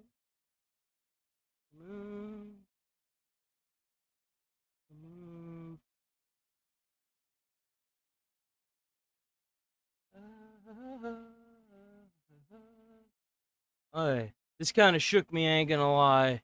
These, yeah. Did you notice Ozzy Osbourne sitting in that chair? Most people didn't realize he made 3 chilling decisions to make the concert happen. First, he asked the crew to strap him tightly into a custom-made chair. When he was carried onto the stage, many thought it was just part of the stage setup. But the truly heartbreaking part was watching him struggle to stand up. Since he went public with his Parkinson's diagnosis in 2020, the disease has steadily affected his coordination and balance. Several major spinal surgeries further left him barely able to stand or walk. But he refused to end his career sitting down, so you'll see him trying to stand, even if just for a few seconds. Second, he voluntarily stopped taking all painkillers. His condition requires constant medication to ease pain and control tremors, but those drugs also make him groggy and slow his speech. He chose to endure the full pain, just to face the audience with a clear mind and finish his final song with a clear voice. His third decision was to forgo all profits from the show. He didn't keep a single cent, donated every dollar. Reports say the concert raised nearly $180 million. And Ozzy's only wish was for that money to help as many people as possible. What's more, That's right. He donated every dime and suffered through every one of the last songs that he did. Because he had just finished a concert before he passed. A week prior, he had finished an entire concert, like he went on tour. And he donated every dollar to charity. Ozzy once auctioned off his personal guitars, clothing, and artwork, donating the proceeds to cancer research and COVID-19 relief efforts. Do you admire what he did? Jade from the upcoming Mortal Kombat. Bro's a stone cold beast. And I don't know about y'all, but I feel the same. I'm tired of seeing all these bald-ass women in all these games and in all these movies. It looks fucking stupid. Stop doing it. Jade from the upcoming Mortal Kombat movie. I'm so sick of seeing this shit. Grow some fucking hair. I'm gonna give people that make video games and people that make movies some advice. Nobody wants to see a bald chick. That's Thank you. Thank you. the advice. Stop putting it in movies. It's fucking stupid looking. Stop putting it in games. There's like maybe one exception, okay? Like, I don't know. I'm sure there's 1 or 2 exceptions. But in a general sense, stop doing it. Almost every time that I see a bald character in a story, it's for some sort of social reason, right? It's a story that has like some social message that they're trying to tell. It's a stupid tyke. It's a movie about Mortal Kombat. So let me get this straight. If you had a movie By the way, that new movie that's coming out, not the Johnny one, the Johnny Cage one, the one that's got like all the women, it looks like shit. It looks like shit, bro. Bayonetta, would you want her to be hot? I would. Absolutely. If you had a movie about Tomb Raider, Angelina Jolie. The fact that, so like, this part right here wants to see a bald chick. Games and people. Hold on, wait, where's it at? This must have been at the very beginning. So the fact that this character has hair and this character doesn't says everything I need to know about this movie. It tells me that I'm not going to like it and that I'm not going to watch it. Because this character doesn't look like this character, and as far as I'm concerned, whenever you fill a character's position, they need to meet the character criteria. And if that means having a bald head as opposed to a head with hair, you kiss my ass. I'm not watching it. That movie? Go bro, It's a bitch. story that has Enjoy. like some social message that they're trying to tell. It's a stupid tyke. It's a movie about Mortal Kombat. So let me get this straight. If you had a movie about Bayonetta, would you want her to be hot? Yes. I would. Absolutely. And that would include somebody who has a fucking head of hair. If you had a movie about Tomb Raider, Angelina Jolie. You would be surprised how many men find women with short hair unattractive because they look too much like a guy. It's in our genetics, bruh. You're going against nature. Jolie, whenever she played Tomb Raider, Lara Croft. Angelina Jolie as Lara Croft. Oh, bro, ass of the century. I was like, yes, that's exactly what I wanted. Would you want Samus to be hot? Absolutely. Crazy, crazy thing to say. It's Mortal Kombat Karens. Yeah. Fat influencers are dying. Oh, hold on. That's going to be next on the list, but hold on. There's a couple more down here I wanted to see. Ever heard of... So, you remember whatever I was saying, that a lot of, like, the stances that people believe in, they're encoded in our DNA? Like, you're not going to be attracted to a bald person. You're not going to be attracted to, like, someone that looks like a freak, like a fatty, because, like, it's in our DNA that says that person's not living healthy. Now, it's a double-edged sword, it really is. Scarlet was awesome, dude. But this is what a lot of people, it's like, sometimes whenever you are raised, not even that you're raised, whenever you feel a type of way, even as a child, you have to correct it. So you have to be raised a type of way to feel different. And Ever heard of doll test? The ugly child. That one. Show me the dumb child. And I guarantee you, if they did this for, like, they're obviously doing it for little white kids, but if they did it for little black kids, it would be the opposite as well. It's just in our nature. It's human. We're fucking animals, man. Okay, why is she the dumb child? Because she has black skin. Okay. Show me the bad child. Why is he the bad child? Because he's really dark. Show me the dumb child. Why is she the dumb child? Because she looks black. Show me the good child. Why is she the good child? Because she looks whiter. It's in our DNA. That is how it is. At the end of the day, we are fucking animals, dude. We're animals. We're no different than a frog or a lion. A lion's not gonna fuck a cheetah, it's gonna fuck another lion. Like, right? Like, so hear me out on this.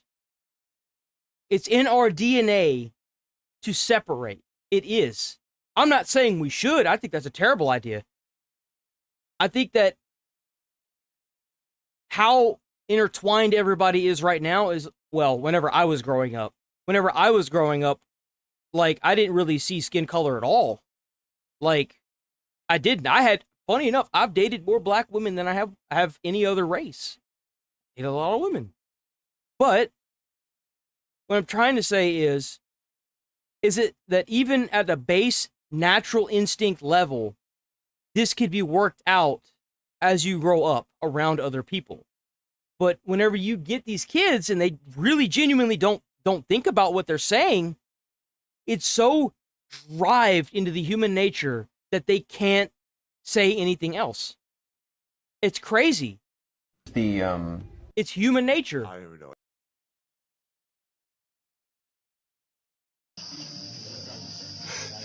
Look at the size of that fucking spider. That's a big ass spider. Okay. Bro, it attacked him. That guy's dead now. That spider killed him and ate him. Okay. Okay, you know what, guys? I have an idea, right? Because it's about the huntsman spider. Did you guys know, and this is a fun fact, okay, that the huntsman spider is actually incredibly friendly. They're friendly, they're very playful, they know— Yo, today, I'm not even gonna lie. The day that I walk out and see a spider on my wall the size of my fucking hand or the size of a fucking picture, I'm gonna get my gun and I'm gonna put holes in the wall. Cause I'm not gonna fucking sit there and play with these spiders like these dumbasses do online, where they got like the helmet on and they got like a fucking mop and they got their fucking bucket they're trying to catch it. That some bitch rolled up in the wrong house. That's my domain. Now, if I ain't got a shoe near me and my gun's close, something about to die in that house. only don't want to start any trouble, right? Until you provoke them, because when you do, then things don't get too fun. Apparently the bite that they have, not really fatal, however, can send you in intense pain and nausea for a long period of time. That sounds fucking awful.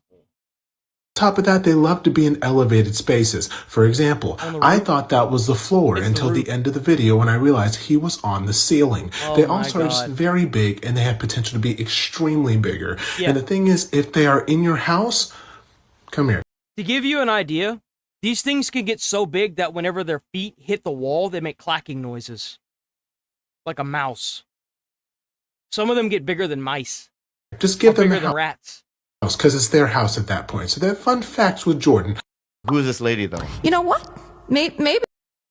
This went viral.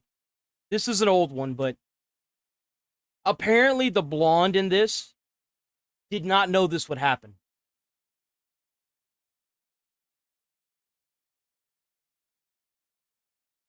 She did not know this would happen.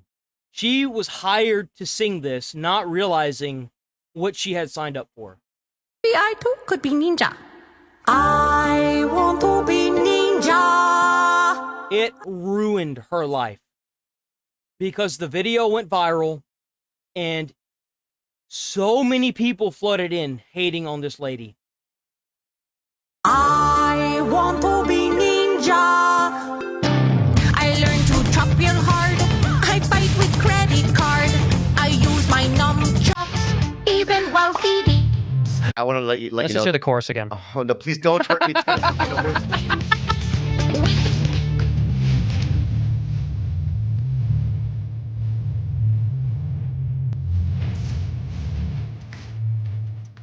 It absolutely destroyed her life. She did not even know this was going to be posted. She didn't know it was going to be recorded. She was hired just to sing it for a group of people. And it ruined her fucking life. And you guys, you know what? I might do it. I might be a ninja soon. All right, first of all, if I was that Asian lady... Turn it off! Turn it off! Okay, it's off. All right.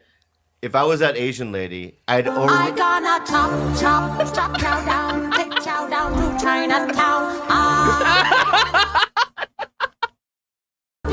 It makes me so... I got.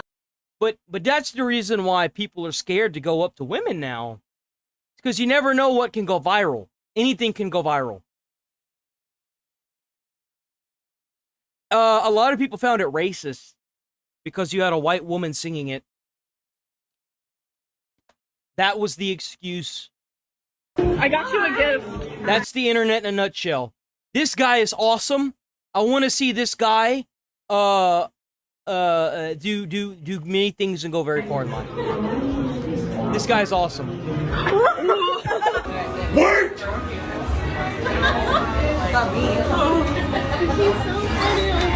Let's go.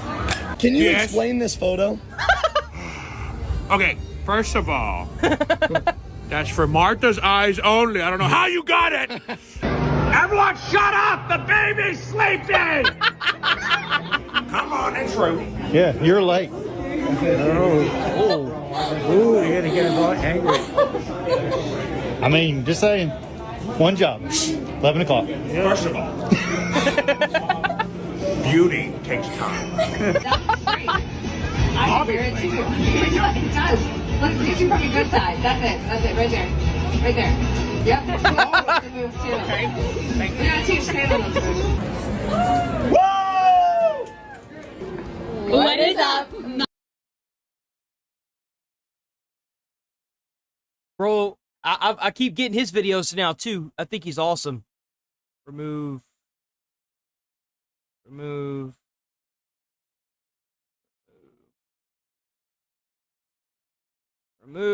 Gotta remove some. Hold on. Go ahead and get rid of old Aussie boy. All right. We should be good now. Oh wait, hold on. Let's do this first. Sydney Sweeney fatigue. Let's talk about eugenics and racism. What? Sydney Sweeney fatigue. Let's talk about eugenics and racism. So this is another fat. So I don't know if you guys are aware. American Eagle just released its new lineup of clothing, and there wasn't a single fat model that modeled for any of the clothing. And the uproar online with these fat activists is crazy. Not plus size, not a few extra pounds. Fat, F-A-T, because that's what they are, is up in arms yet again. Oh, fuck. This is how it happens, guys. Yep. This is the fall 2025 campaign. Look at her. See, Yeah. what really pisses me the fuck off is a lot of people see this woman and they're like, oh, well, it should have been a fat person. You realize this person lives in America, so she has to go through the same amounts of cravings that every American does when it comes to fast food, when it comes to eating right and dieting. And then she has to work out, because if she lets her body go, she loses her job. You don't get to just eat a fuckload of food and get a job because you're a fat model. That's not how it works. I never understood the logic behind this. It's so unhealthy and it's wrong. You know how much time and effort I run for 15 minutes a day and I want to die when I'm done. The amount of time and effort it takes to be this fit and the amount of mental fortitude it takes to not go off and eat like a fucking hog is rough. And you want to just eat all the foods you can and then say that that's what you want to push on other people? Go fuck yourself. No, absolutely not. Right. Sydney Sweeney has very canes. I can see why they're mad. And by the way, the entire context of this is them talking about her boobs, by the way. That's what's being discussed. She's beautiful. She's gorgeous. She's a model. Most of it's a filter. But a lot of it is hard work and dedication to her job, keeping a body like that. With jeans. Everybody that's not a retard, because those Sydney Sweeney American Eagle ads are weird. This is probably the most American ad that I've seen in a long time. You remember the old ads for every single commercial had fit, buff men and fit women? But you see the women bitching and complaining and moaning about the women not looking fat. But you never heard them, not one fucking time, not once did you hear a single woman bitch and complain and moan about the men not being fat. Not one fucking time. Fascist weird. That is Nazi propaganda. Not AI. Yes, that was a real ad by Now, I'm not gonna say that's crazy though, right? It's just jealous, fat, ugly women. So Thank you. Despite being in a very deep, debilitating depression, It's crazy how all these women, they look the same. You remember whatever I said? Whenever you put shit on your face, you got these piercings, you got these tattoos on your face, you can already assume based on how that person looks, they don't make good decisions in life. Prime example. All these women, they have shit in their face. They have shit all over their fucking I can face. see everybody that's not a retard. See, she's got a nose ring. She got shit on her face. Because those Sydney Next. Sweeney American Eagle ads Yeah. are weird. Yeah. I'm kind of shocked she doesn't have anything on her face. She's the one-off, okay? She's the example. Now, I'm not She's the gonna follow-up, say okay? that's crazy though, right? It's just jealous, She fat, probably ugly doesn't have it women. in right So now. despite being She in has shit on her nose. a She very has... deep, debilitating depression brought to where I've struggled to do anything else other than lay on my couch, I felt like this advertisement Well, that sounds like a you problem. Why are you going to bring other people down because you have a you problem? Remember that there's this thing called a doctor that you could go to, and they give you medication to help with that. And, you know, instead of wasting your time with trying to harass people that work hard and get their goals that they want in life, why don't you get off your fucking couch and try to aim for the same thing? was too important not to talk about, especially in the political climate that we're in, so let's talk Get a job, maybe. That might help you. about it, because this is literal eugenics slapping everyone in the face, and We're gonna open up those asylums. You're gonna have a really, really nice padded room. You're gonna It's beautiful. live in, and you're gonna be healthy. By the way, Trump did announce that he is going to be opening up asylums again. So soon people like this will have a home. People like this that sit on their couch and they get online and make stupid ass comments like this and then like lose their shit and call the police for no reason, that soon they'll have a home. You're gonna be okay. right. The clothes, you'll be like this the whole time, and everybody in the whole world is gonna be better off because of it. because this message of her saying that everything that she has is attributed to her genes. She's not talking about her blue genes. She's talking about her genes, and then saying Yeah. that hers are blue. She's not talking about her blue genes. She's talking about her blue eyes, and then saying Uh-huh. her eyes are up here. It's not a coincidence that this message is being delivered by a blonde-haired, blue-eyed white woman. Right? She's blonde hair and blue eyed. It's just that she decided to do something with her life and not become a freak. Funny enough, she's actually kind of attractive. Kind of. If she just quit being a freak, her personality is a huge turnoff. I've had enough. I've had enough. Yeah, this is just crazy. I'm so. So I actually have a comment to that. I can't tell you, like, this is the reason why we need to get these fucking kids offline. Like, straight up. Because the last thing I want to hear about, and Asmon says this quite a bit, I feel like what we need is we need to have online ID verification to make any kind of app. In order to comment on anything, you need to have a verified 18 or older ID. And once it's verified, then you could comment. The last thing I want is to have a comment on a video that they know nothing about because they don't live in the real fucking world yet, about how, why don't you just move? Huh! Why should I have to move because the area is no longer affordable because they don't have any like restrictions on affordability? That's retarded. Jesus. We use our brains for a second, huh?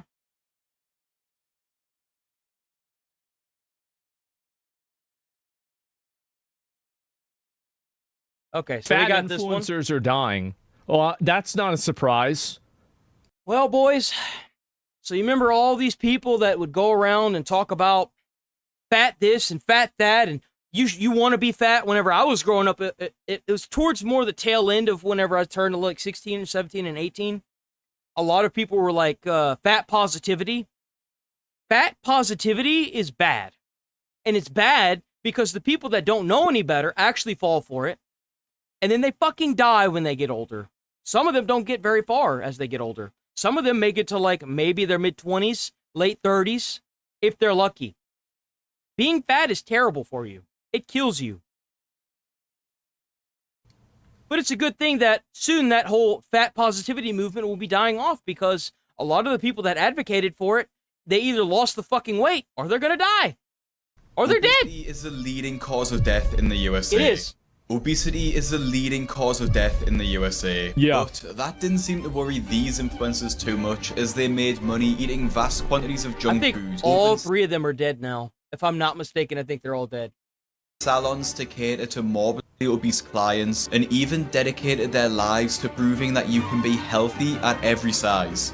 Well, you can say that they dedicated their life. You're right. They did, and now they're dead.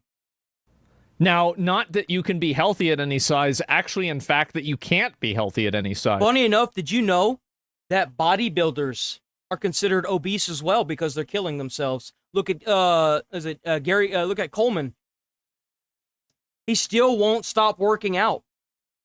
He's still killing himself. But they certainly did something. Fortunately though, all of these influencers met the same fate. And we'll start with the youngest influencer. Oh, I guess it must be they all won the lottery. That must have been the fate. On our list, who made thousands creating his mukbang content until it cost him the ultimate price. Effichan Kultur was a body-positive mukbanger who made his living by eating vast quantities of food. I don't understand this. I think that personally they should ban this simply because it's a fetish. That's the only reason why. It's a sexual fetish and they should ban it. Come on, bro. Like, it's no different than whenever you load up Twitter or something and you got like furries, dude. Jesus, man. Oh, Lord. Yeah. Wow.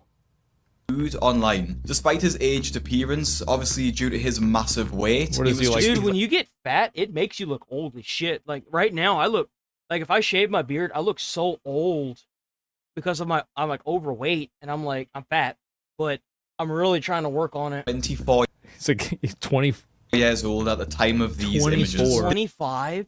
His TikTok page had amassed over. You see, like, you know what I see whenever I hear someone being this fat at 25? I think of the parents. See, you could prevent this if there's an obese child that's like this. Take the fucking child away from the parents, dude. Like, seriously. There's no reason why there should be an obese child. That is bullshit. You need to take that child away, put him in a program, and get the parents put him in jail for child abuse. Jesus, look at that. There's no reason for this. Oh my God.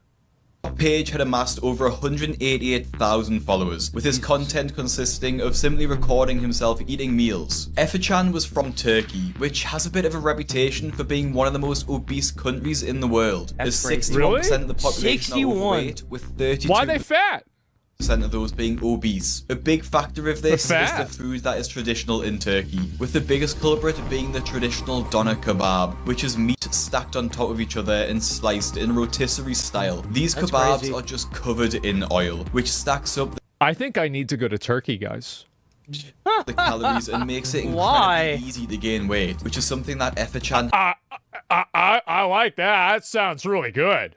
I mean, it does look good. He didn't seem to mind gaining so much weight though, as it was allowing him to live a lifestyle of eating out at high-end restaurants and earning a living without needing a traditional job. This wouldn't last forever though, as his awful eating habit would soon catch up with him. What happened? Well, see, what he should have done is done what Nikado Avocado did. You gotta like make a whole bunch of videos in advance, and then that way you could just lose all the weight and redo it. Consequences. In December 2024, he was hospitalized. Like, you would be surprised when you're obese like this, if you lost the weight, it changes your whole mentality. You have such a healthier way of thinking about everything. Like, Nikado Avocado is a great example for that. He's a completely different person now.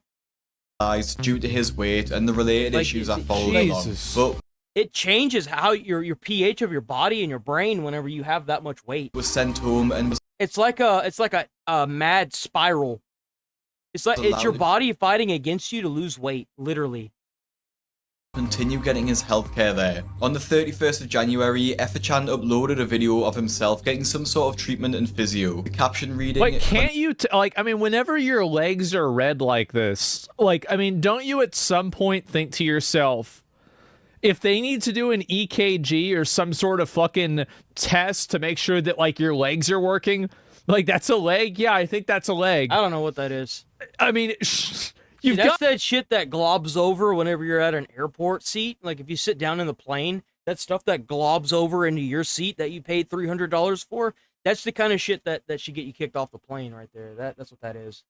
Got it. There's something wrong, right? Yeah, no, there is. Needing continuing treatment at full throttle, but as it turns out, this treatment he was receiving wouldn't help too much. In his last TikToks, he was shown just lying in bed as his massive size meant he wasn't able to get up, suffering breathing problems and mobility issues. And just 3 months on from his initial hospitalization on the 7th of March, Epstein lost his life due to presumed heart failure. Now, although Epstein didn't speak too much in his videos, the next influencer to lose their life. So he just sit there and died. Bro literally ate himself to death and died. I don't understand. That money ain't worth the shit in the afterlife. Understand how people, extreme eater famed for mukbang videos showing himself gorging on food, dies age 24 after weeks. Died at 24. 24. But fat positivity, though. In hospital due to his obesity. Oh my God. Jesus, man. Presumed heart Who watches failure. this? Now, although So, who watches these videos? I'll tell you who. Other people that either have some kind of weird kink for it, and there's another person. There's another kind of person that watches this. Fat people that want to feel good about themselves watch people who are way fatter eat way more food. That's who. People that want to feel good about themselves by making this dude gorge. Fat people eating food watch videos of fatter people eating food, eating more food, so they can feel better about being fat. And boom. There it is. And feel better about eating their food. That's the reason. Yep. And didn't speak too much in his videos, the next influencer to lose their life was massively outspoken. We're gonna chop this fucking video right here. It's been chopped right here. Future me. Chop the video right here, dumbass. About her views on fat acceptance, Oh, no. even running a podcast to talk about She health. should have talked to God. At every I guess now size. she Dr. can. Kat Pause was an American academic and a self-proclaimed fat activist, having degrees in philosophy and Yeah, well, that fat activist probably should have made you a give you fat activities, huh? sociology. With her dissertation Got out and got a workout in. exploring the stigma society holds against fat Whenever I hear fat activist, my brain cells simultaneously start committing suicide. Is that weird? people. While yes, there's no denying that society does have a stigma against people who are obese, I wonder why. It's bad. You don't got to be a fucking genius to know that being obese is bad. What gets me is when they try to pass it off as good. Because it's disgusting and it's unhealthy. That's the reason why they have a stigma against it. Yep. It's the same as there's a stigma against smoking in a lot of places. I fucking hate smokers, dude. Smokers suck. You are killing yourself, and you expected other people to be around you while you were killing yourself with them damn cigarettes? Go fuck yourself, man. Also, like doing heroin and all kinds of other, like being an alcoholic. There's a stigma behind that too. The reason why there's a stigma behind your behavior is because it's disgusting and repulsive. Thank you. And nobody wants to be around it. Man, I cannot tell you how many times I've been catfished by these fatties online that, like, take a picture at a certain angle, and they know. They're not, and then they get mad at you when you call them out on it, too. That's my favorite part, is they're like, how dare you? You don't know what people are going through. I mean, shit. Everyone goes through their own shit, but, like, you want to live or do you want to die? That's what you should be thinking about. When you that big, you ain't gonna live very long. I mean, because the damage that this does to your body is eternal, dude. Like, you'll never get rid of the true damage that being this big, even if you lose all that weight, It damages your skin, damages your arteries, damages your lung capacity, damages your fucking heart. Like, it damages you, like, for the rest of your life. Obviously, like, you could lose all this weight and then drop dead of a heart attack because of, like, how much damage this does to your body. But what are we talking about here? Duh. It's the same reason as teeth, right? Like, if your teeth are missing, people are going to say that's disgusting and repulsive. And you're right, Nigel. This could have been avoided. You know how it could have been avoided? By completely and utterly annihilating movements like the fat positivity movement. That's how you get rid of this. By absolutely shredding movements that make no sense. I guess what's next? The fucking I don't even know, like the Nazi movement or something? Like let's bring back Nazism? Like, come on, dude. How the fucking stupid can you be? Because it is. I wanted to say something else, but I gotta be careful how many times I say it. Took her beliefs a step further and argued that you can be healthy at every size, including morbidly obese, being a big name in the See, this is the problem right here. When you see these fat ass fuckers sitting on these fucking these magazines and stuff, trying to say fatness is healthy. Bitch, you fat. You're not healthy. There's nothing about this that's healthy. And you know why they do this? It's because they're mad because they can't get any fucking jobs that are modeling, because you can't be fat and be a model. It's like, no, dude, like, just no.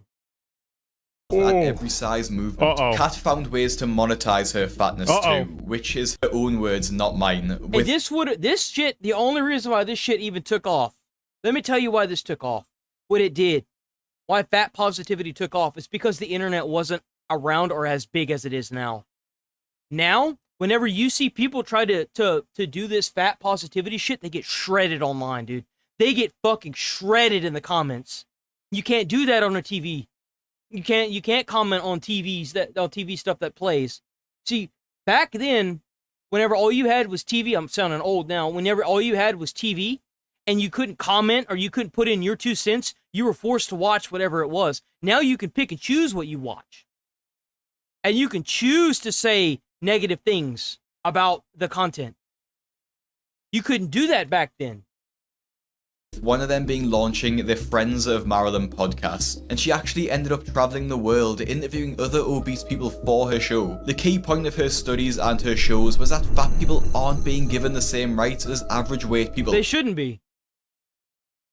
Why should they be? Lose weight. Well, that's true. It's bad for you. It kills you. Lose weight. Doesn't have the right to live a full life because she killed herself by being fat. Boom. There it is. That's right. They don't have the same rights. You're right. They want more rights. They want to take up more space, consume more resources, and then be treated the same. You're right that they don't want the same rights. They want more rights. They do. That people are rejected housing and even fired from their jobs for being too large. She got fired from her job for being fat. Wrote a study titled "I Don't Care About Health," where she claimed you should care about health. It's killing you, you fucking retard. And she's dead now, right? Yeah, she's dead. These are people who are all that are dead. Wow. Claims that she's always had a sneaking suspicion that despite being morbidly obese, there was actually nothing wrong with her body health-wise. What a fucking... Well, you know what? That's fine. It don't matter, because that mentality is going to die off really quick. It's going to die really quick because when you're that fat and you think that you're healthy, you're going to die. And you know what? There's not going to be anybody that's going to tell you otherwise. You can just die. No one's going to force you to work out. You're just going to die. Find out the hard way, I had a sneaking suspicion there wasn't anything wrong with me. A sneaking suspicion. Suspicion. Well, I mean, hey. I have a sneaking suspicion that you were wrong. An interesting name for a doctor. Right? Same document. Yeah, let's just ignore the people that went to college and studied their entire lives to become doctors. You know, that seems real to smart. convince people that being fat doesn't actually make you unhealthy. It does. Provides I love how this is a literal death cult. It is. You guys know this, right? It is. It's absolutely a death cult. It's a literal fucking death cult.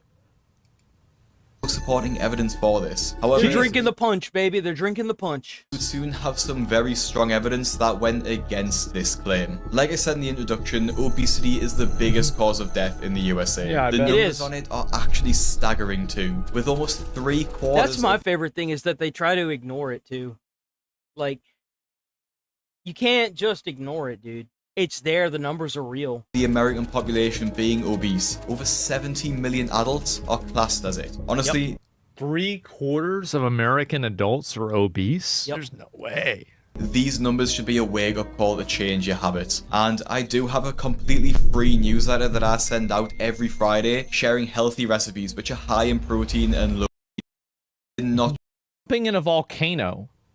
That every or a crusade against sign up or just visit Fat Loss did not change her eating habits and carried on her crusade against society for their abuse and discrimination of fat people. This was all up until 2022. I don't know how more people, like, why is it that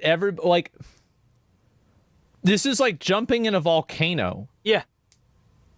Like, if you see somebody jump in a volcano and there's an idea, you would be surprised how many fucking retards would do the same. Yeah, that you'll be reborn as like a phoenix or something, but there's just more people that are jumping in a volcano. Nobody's coming out as a bird.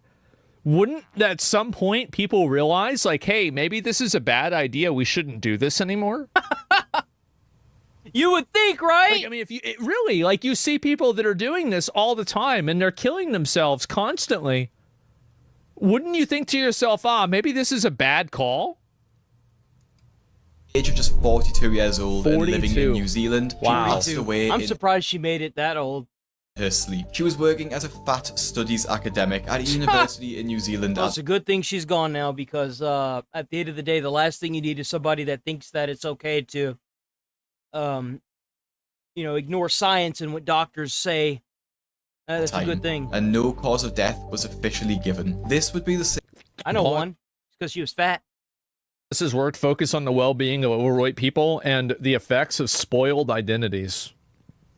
Man, how could something like this happen? I wonder. Same as the next influencer to tragically lose their life. However, okay, let's move on. We'll watch some more fat influencers getting annihilated to murder. This is a massive update, like a huge. This is a problem.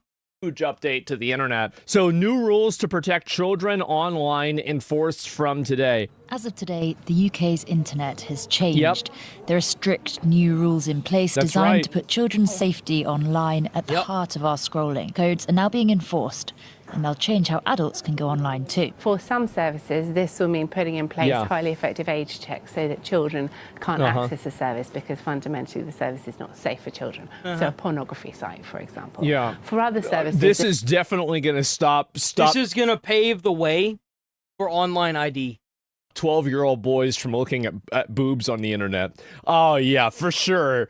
Definitely, Karen. You've finally tricked them, and now they're not going to be able to get around you this time, huh? Oh yeah. This will mean other changes, such as making sure that their algorithms don't promote harmful content to children. The most obvious change for adults overnight was this new strict inquiry age with verification. persona. These new age checks should stop under 18s from accessing pornography sites. So what's crazy is that somebody did actually get around it. They used Sam from Death Stranding 2.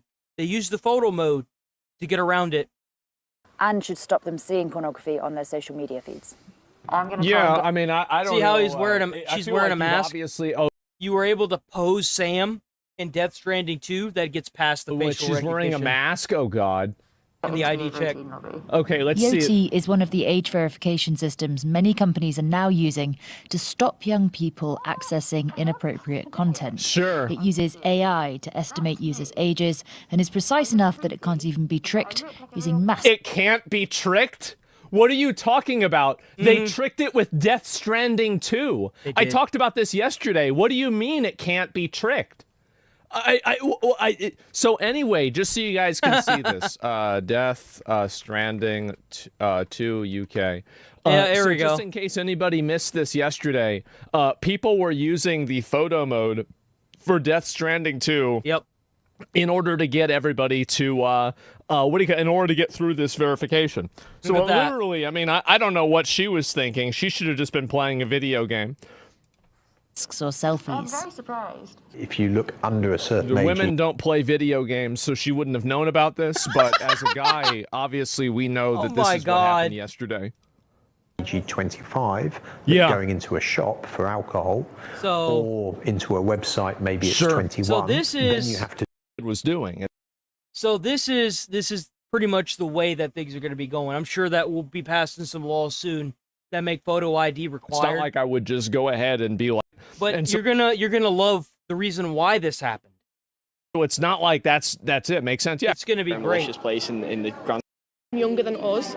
People always think this entire video. It's a good idea to have more restrictions. Oh, jeez. Forward. Accessible. The government Here we has go. described these rules as the biggest step forward in children's safety online since the creation of the internet. Oh, But jeez. for families who Like every single. So here's what I don't understand. Person in this entire video is a Karen. already lost Yeah, it is. children because of online harm. Yeah. The regulation What do you mean? You lost children because of online harm? Why are you blaming the internet for your piss poor parenting? What? What do you mean? First off, how do you lose a child to online? What? That makes no fucking sense. And secondly, why are you going after the internet? How's it going, the Five Nights at Freddy don't plushie go far warehouse? enough. Ellen's son Jules died when he was 14 after he was thought to have watched harmful content online. So he killed. He offed himself because he watched something online? What? How does that make any sense? How does that make any fucking sense? Himself because he saw an internet. So wait a minute. So you think your kid killed himself because he saw a video on the internet? What is going pretty good? How about you, Five Nights? How about you, plushie? Maybe the ring from the girl came out and got my the ring from the incredibly movie. smart. Is that it? Funny, but had a very quick wit. I love how quickly this parent immediately blames the internet. Like, it's not her parenting. No. She couldn't. It's below her to try and restrict what her children are doing online. It's below her. She can't do that. But she sure can try to change the world because of her piss poor parenting. He should be 18 on Sunday. And so he's why? not. So why did he kill himself? That's particularly hard. People always think. Yeah. Well, what's the story behind that? What did he see? What did you allow your child? What did you allow your child to see that made him want to do that? Because I've never seen anything online that made me want to do that. That's not going to happen to me. It's not going to happen to my child. And actually, the more we talk about it, it could be your child. I find that very hard to believe. Expect it to be my child. I had no couldn't cross my mind at all. She doesn't just want changes to algorithms. What the or fuck does this have to do with the internet? Yeah, that's what I'm saying. How is this not the parents' fault? Nice. Your kid kills himself and now nobody else can look at porn? I'm not putting two on top of two here. Thanks for the sub, man. 18. Yeah, you can go on social media at 16 and see things like that you shouldn't be seeing. Right. She is aware that, like, for the most part, your mentality doesn't really change from, like, 13 to 16. Like, there's not a whole lot that changes there. Like, you get a little bit older, your balls drop, and you get a little bit of peach fuzz here and there, but, like, not a whole lot changes. How are those? You experience more, which makes you seem like you've aged, but you really haven't changed mentally. Where's the similarity in those rules? It's ridiculous. The government says these rules are... I could say the same. Where's the similarity in you not being a parent and then a kid, you know, doing himself in, like, and you blaming the internet? How can you blame the internet for how can you blame the internet for being a bad parent? That's the first step in their campaign to protect children online. For many, these changes have been too long coming. Yeah. Your kid kills himself, and then somehow nobody else can look at boobs. What a stupid fucking Karen rational. I'm actually kind of mind blown by that. That kind of like. So I do agree with having online like ID for people that want to, and the most reason why I would advocate for it is because when you go and make death threats to people, and someone files like a, like some kind of harassment charge or whatever, and they come and pick your ass up at your house for threatening to harm people online, you get what you fucking deserve, loser. But this is just retarded. This is just stupid. Maybe you should have been a better parent. I don't know. Thank you. There's something wrong with your kid, but the whole world needs to change because of this. Give me a fucking break. What a joke. Who cares? Like, that's one person. Like, everybody now the whole world has to change because of this one thing. Yep. It's outrageous. It is. It's crazy. How do you think like this? How the fuck do you think like this? It's insane. And so anyway, yeah. What a dumb bitch. Yeah, what a dumb bitch.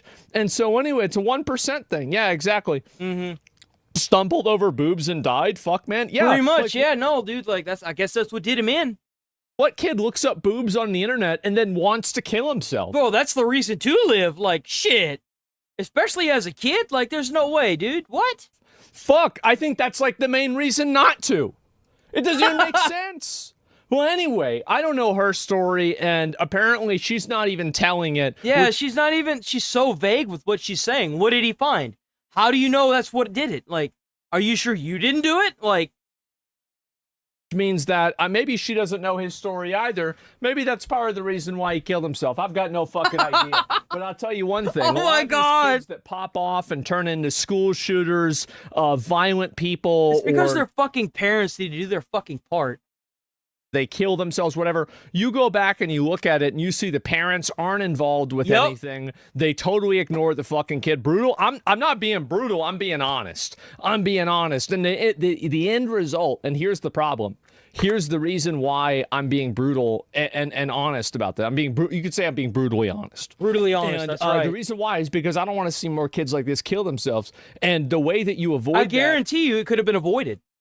I guarantee you. There were signs that this little boy was already, like, going through some stuff. And I promise you, it had not a goddamn fucking thing to do with the internet. I promise you it didn't. It's crazy that the parent can't even tell the true story as to what happened because she knows that it would completely defile whatever happened. And it would make it to where her little activist group wouldn't be legitimate. I promise you, he didn't off himself for Googling something on the internet, dude. Making an excuse of saying, oh, well, it's okay that, like, I didn't do X, Y, and Z thing because it's actually Google's fault that Billy jumped off a bridge. Yeah. No. Fuck that. No, dude, fuck that. Fuck everything about that mentality. No. It's a garbage mentality, dude. No. Absolutely not.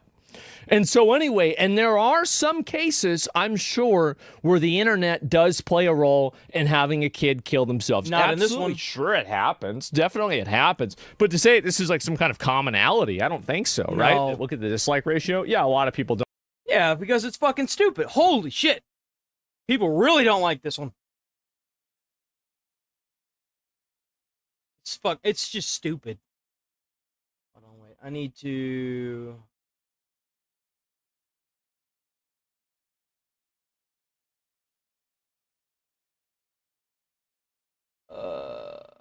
News. Attorney for Epstein, victims react to pensions. Got to get our Epstein goodies in. And joining us now is Eric Fudali. He's an attorney who has represented some of Jeffrey Epstein's accusers. Eric, first, your reaction to what we're hearing. Donald, we're still waiting on these files, Donald. So whenever you get back from your vacation using American tax dollars, remember, Donald, we're always waiting. From the president this morning. From day 1 to day 100, we'll always be waiting. Morning, talking about pardons of Maxwell, saying essentially not ruling it out. He didn't answer anything definitively, right? And calling it all a hoax. You know, just the mention of a pardon is so offensive to the victims. You know, the victims have been through so much, and they have been wronged at every step of the way for decades. What do you think's going to happen if they release these files and Trump's on it? You don't think he's not going to pardon himself? Of course he is. Probably going to pardon all the senators, too. The 90s, I wouldn't put it past for a second. of the sham nonsense FBI investigation. Of course, but then don't worry. Don't worry, though, because even if you pardon yourselves, there's still going to be a lot of people that are not going to be okay with that. 2008, Alex Acosta gives Jeffrey Epstein this sweetheart deal that allows him to continue to abuse women just after that. Then, of course, Epstein is finally arrested. You know, the victims think, okay, now there's going to be some justice. Of course, he's allowed to escape accountability by killing himself. And now, finally, there's been one person convicted. That's what they say. In all of this, it's Ghislaine Maxwell, who's convicted of child sex trafficking, a heinous crime. So just even the notion, the discussion, the possibility of a pardon is so offensive to the victims. It's so disheartening. And it just continues this decades-long pattern of re-victimization of the victims. And now Maxwell was... That's okay. The victims are coming forward now. Given this limited immunity deal in part to take part in these new meetings and conversations, answer questions of Todd Blanche, the Deputy Attorney General. Should that have happened? I mean, if she wants to give information, I'm okay with that. You know, of course, on behalf of the victims, and I've represented a lot of victims of Jeffrey Epstein, you know, we do want exposure. They do want accountability for those who facilitated, for those who worked with Jeffrey Epstein, for those who enabled the most prolific predator of our time. There is a desire for exposure. There is a desire for closure. So if this leads to some exposure of those who enabled Jeffrey Epstein to be able to have this reign of terror on these women for so long, I'm in favor of that, but not in exchange for a pardon, not in exchange for any actual leniency towards Ghislaine Maxwell's sentence. I believe she, and I think I speak on behalf of most victims, believe that she should serve absolutely the fullest extent of her sentence. I agree. And then they should also release these files and then put everybody else, all the senators, and if the president's on it as well, in jail for the rest of their lives. What would I do? Brother, I don't think I'm allowed to say what I would do. I kind of liked what Asmon said he would do. I kind of like the idea of bringing back crucifixions and then taking all the senators and staking them crucified up to the crosses on the White House green. I kind of like that idea, honestly. But I think that what I would do, I would probably get banned for saying. So I'm not going to say it. But let's just say that death is the forgiveness.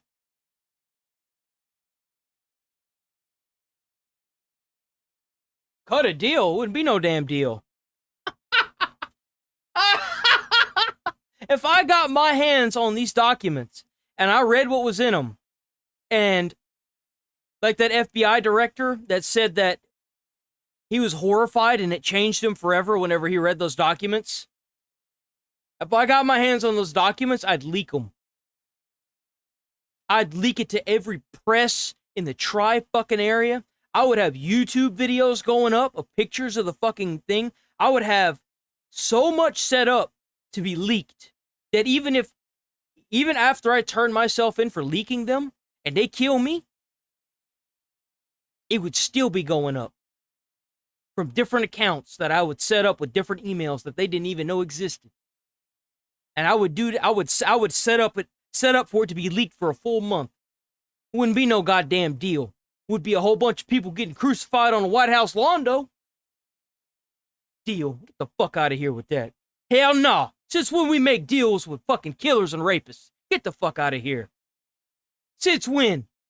We don't know much about what has come. You know, I tell you what, this whole deal talk is just trying to cover up the fact that Trump and a lot of politicians are probably, maybe, possibly, allegedly guilty on those files. That's why they're not releasing them. They know the storm's going to come when they release these files. But we do know it was the president's former criminal attorney, now current deputy AG, talking with the co-conspirator of the president's... I wouldn't put myself in that position. Don't put yourself in that position. It's not hard to not be a sex trafficking person. You just don't do it. It's not rocket science. Someone gives you a gun and says you got to kill somebody, and shoot the guy that gives you the gun. The fuck? There's always an alternative. That make no sense to me. And I guess that's kind of what makes me different than a lot of people. Is because, like, I've done it several times at jobs where people were like, you can either do this or that, and then I always choose the third way out. There's always a third way. Always. And it may not be the way you want to do it, but it's the way that's going to fuck the most people over. That's usually the way that I go with. Friend who was accused of such horrific actions. Do you trust anything that comes out of the DOJ or the White House at this point? You know, especially when it comes to Jeffrey Epstein, it's hard to trust anything. You know, as I stated before, he has gotten away with everything. For decades and decades, people have known what Jeffrey Epstein is doing, and he's gotten away with it every single time. So do you trust this White House to get to the bottom of it and to be... Hell no, they're not going to release these. They're not going to release these files. I guarantee they're going to be leaked. That's what's going to happen. They're going to leak these files. Promise you that's what's going to happen.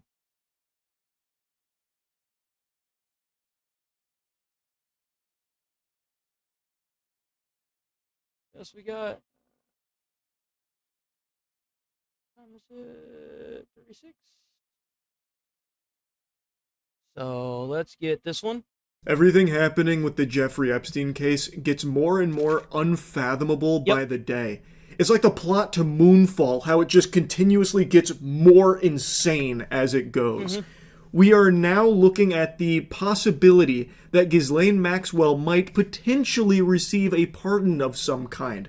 You know, the co-conspirator to Jeffrey Epstein, the most notorious sex trafficker, pedophile in the world, his partner, by the way, the only person to ever face any repercussions for their involvement in Epstein's crimes, is potentially looking at a pardon. Is that Why is this a thing?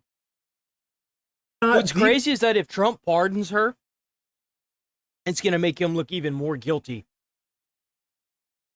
Most sickening thing you could possibly imagine. So what's happening now is this administration has fully kegeled the orb of confusion, and they've completely stopped pretending No. They eating that bitch. The orb of confusion has got them by the balls, and they are straddling it.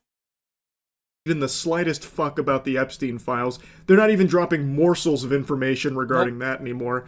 Instead, they've shifted their focus to Ghislaine Maxwell, whom is somehow drumming up... they're trying to quit talking about these files, so they're going to use anything they can. Quite a bit of support from like chunks of the MAGA team, Squad MAGA. Like, there are people unironically cheering for Ghislaine Maxwell as if she's some kind of fucking hero right now. She's the only thing that we have. If they need to record a video of her saying she's not suicidal. Child sex trafficker. What is happening to the world? That's what I'm saying. Now, since the administration has completely given up on ever releasing the Epstein files, it seems, they are talking with her and dangling a potential pardon and recently like this limited immunity in her face. Which, if you have your thinking caps on, if your IQ is, you know, above 60, you should be able to recognize how manipulative this is. Yeah, no, it is. It's very manipulative. And that's why I'm saying if they release Ghislaine Maxwell, it is going to look really bad for Trump. Why would you not release the Epstein files? You have them. Well, actually, if you follow the storyline, if you follow the lore from all of the seasons... They have them, but they don't exist, remember? They don't exist. They're not real. Charlie, they're not real. They're fake! First, there were no Epstein files. There was no blackmail. It was just Epstein. There were no, like, you know, extensive list of clients that were implicated in his crimes or anything. Then, all of a sudden, no, there actually is a list, but it was all made up by the Democrats. It was a Democrat hoax, you know, orchestrated by Obama and crooked Hillary and all of that. And now, all of a sudden, we got to go talk to Ghislaine Maxwell to get that list. As of now, she's allegedly been asked about 100 different names, but I can't get into the spaghetti and the meatballs of it because none of it's being done publicly. Yep. All of that is happening behind closed doors for some weird reason. But if those names are people implicated in Jeffrey Epstein's crimes, they need to face justice, and the question needs to be asked. I think polar opposite. You don't think anything will come of it? You ever want to see a civil war happen? I guarantee you that's the reason why they haven't released these files yet. It's because they know they're going to try and push it off. And then they're going to try and pardon everybody that was involved with it. People are angry. There are senators talking of hanging other senators to bring back public execution. People aren't satisfied with this because there are people that have a lot of money and a lot of power where they're at, either because of this situation or because they haven't faced the long arm of justice yet. I still say they're probably not going to release these files, but I can almost promise you they're going to get leaked. There's been too many people that have handled these files that are going to be willing to leak this.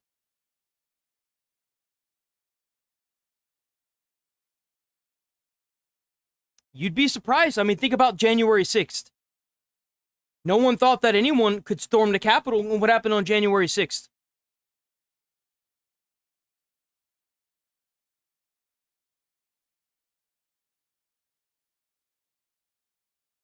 Think about that. Think about Jan 6th. You think that was bad? You ain't seen bad yet. The best thing they can do is do everything they can to bury these files and stop bringing them into the light. But that's where we come in, boys. Because however much Fox, CNN, and everybody else wants to stop talking about this, the more we got to talk about it. Are they even going to be prosecuted at this point? Because it's been years and still nothing is happening. The files are still not coming out. But now, for some reason, the focus has shifted away from the files to now talking to Ghislaine Maxwell to get a list of people, which I find to be very peculiar. To me, what this seems like is whatever list they have, they can't scrub the names To off. give you an idea, the FBI director came forward and made a statement over the weekend saying that the files that he read changed him for the rest of his life and that we cannot run a republic like this. That's what he said word for word in a statement. That means that whatever's on these files is some fucked up, nasty shit. Off it that they'd like to, so thus they just that hot potato is never coming out. So instead, they're going to shift focus to Ghislaine Maxwell, who is someone they can have, absolve those they want absolved. Because if there is a pardon on the table, you bet your sweet bippy she will motorboat whoever's tits are required there in order to get that. Yeah, and you know who dangled an apple? One of the richest men in the world dangled an apple on a tweet for approximately 48 hours before he took it down. When you the richest man in the world, money ain't shit. And you don't think it's about money? You know that the person that will probably leak these files will probably be a billionaire overnight? There are a lot of people behind this. There are people that would pay good money to get their hands on these files so they could release them and watch America turn into chaos. You would be shocked. The person who leaks these files is immediately going to be either the most famous and the most wealthy person in the world, or they're probably going to be dead.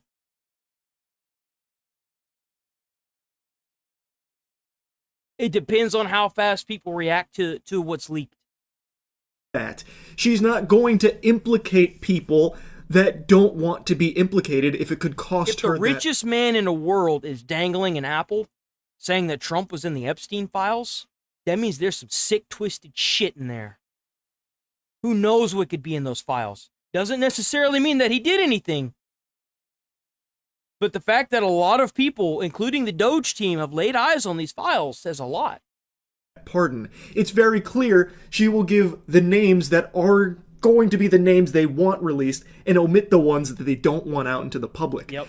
It just, to any sensible human being, this should be a huge red flag. You have all... You've got a good point, but what if it is another bad case of COVID?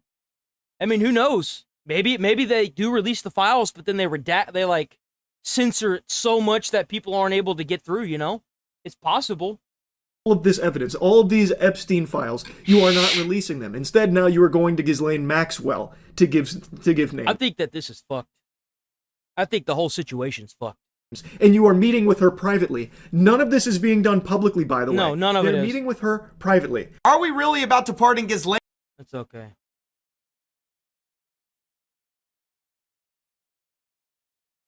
This is absolutely fucked. It's fucked so bad, dude. All right, we got an destroying his Tuesday. career over the last few months, as for some reason there's just We got to cover the pirate software, bro. Just don't know when to let it go, man. This was uploaded 12 hours ago. this massive disconnect between his audience and the internet, and He has lost so many people.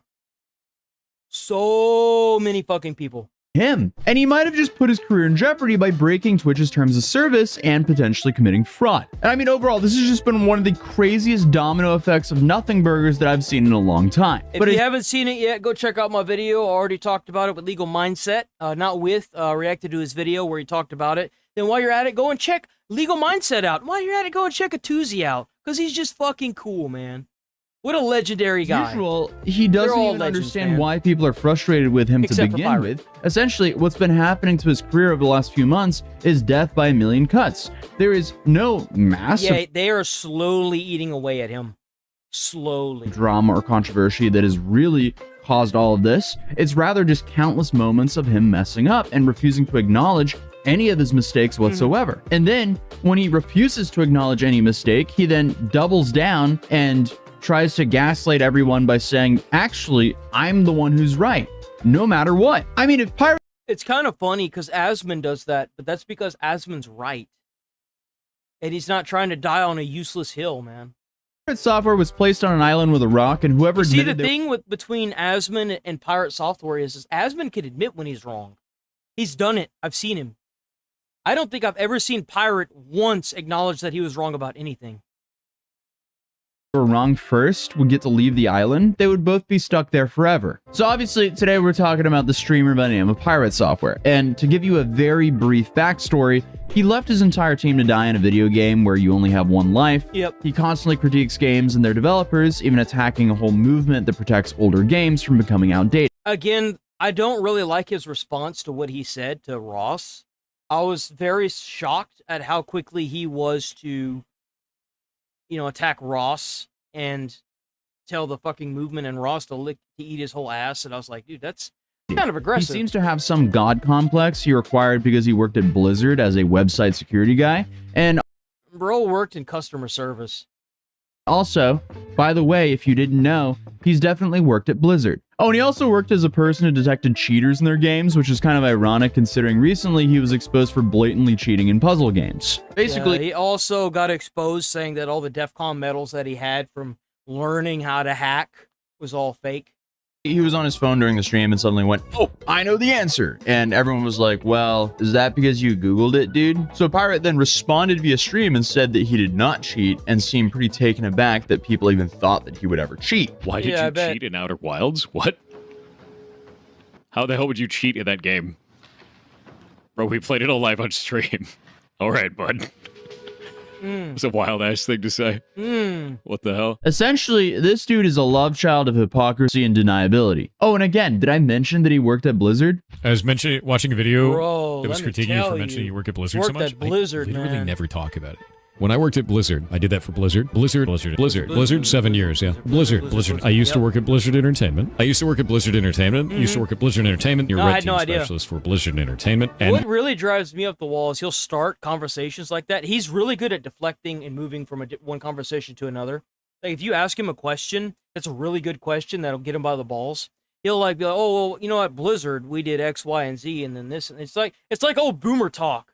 That's the best way I can describe it. When you ask like an old boomer like a question, and they like immediately start talking about something else. Blizzard.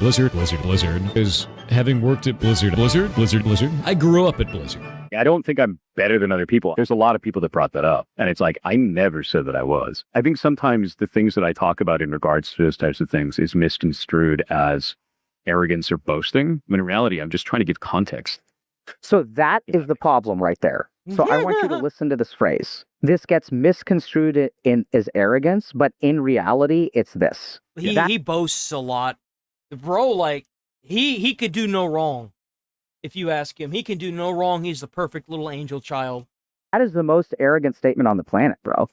But I guess things have just got a whole lot worse because it was like 2 weeks ago since we made a 14 I kind of dropped stories from where I worked, but like, I don't really give a shit. I mean, if people told me tomorrow they didn't want to hear any more stories, I'd be like, oh, okay, well, my bad. damn. Thought maybe people would like to know what it's like. You know? Long video discussing most of this stuff. But I always try to come up with it. I don't really come up. I always try to think of a different story whenever I talk about it. And I have to, like, whenever I think about it, I'm like, I gotta make sure that whenever I say the story, I don't use names because I don't want to get anybody in trouble. That's my biggest fear is, like, let's say one day I get really big and famous or whatever. Yeah, right. I don't want people to go back to my prior videos and be like, wait a minute, I know that person, and then go and try and fuck with them, and it's like, dude, fuck off, you know? I ain't no fucking hero, don't call me that. I ain't no fucking Things were bad 2 weeks ago. They've got a whole lot worse. I mean, you have dudes who've been making, I enjoyed the fire service too much to be called a hero. I actually really enjoyed that job. Like, if this didn't work, I might try to go back and do that. If I can. I don't even know if I could. In a row. I tried for, like I said, a year to try and get a job. Everything this guy has done since then. So, apparently a lot is going on. And we'll talk about that channel in a little bit because Pirate has actually responded to some of the allegations from that channel. But either way, Pirate has received a lot of attention in the last couple of months. And I think it's the wrong kind, not the one that he wanted because he's lost nearly 250,000 subscribers on YouTube. That's just in the last 30 days. Ever since this has been going on, he's been constantly losing subs and losing viewers. Constantly. It is crazy. And over 100,000 followers on Twitch, which is absolutely... You served. Thanks. Thank you for your service, sir. I never understood why they do that to firefighters. Dude, I didn't serve in the military. You had to live, sleep, breathe the military, dude. Like, we would joke about that, but we would never be like legit about it whenever we were like, thank you for your service, sir, you know, like to the other firemen.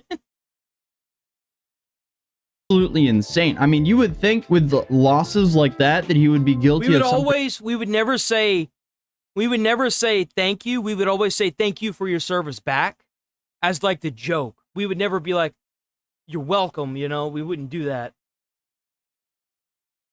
Crazy. But instead, as I kind of hinted to previously, it's and just the reason why I don't feel like a hero, and I really personally don't think I am, is because I did it for money.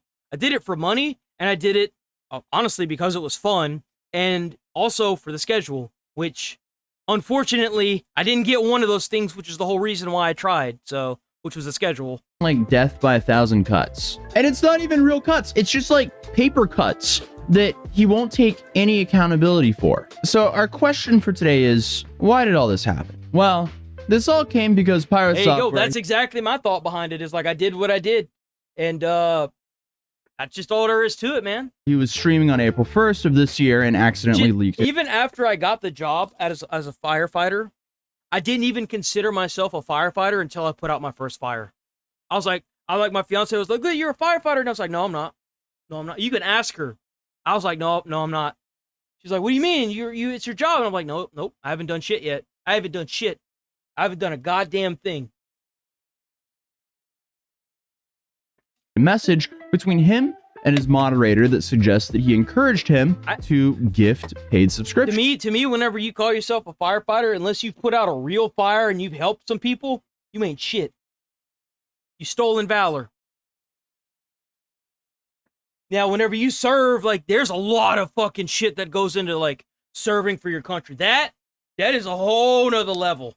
I give shit to the fucking Marines and stuff, like the videos that we covered, but, like, bro, that is like just being there and getting through the program. I don't care what gender you are, what type of training you are literally giving your life for your country. Fucking, I commend you all the way. I do think they could work on making their training a little harder, though. Bits, by the way, are Twitch's currency. It's like a form of donating on Twitch. And I get to many of you guys, this would be extremely confusing.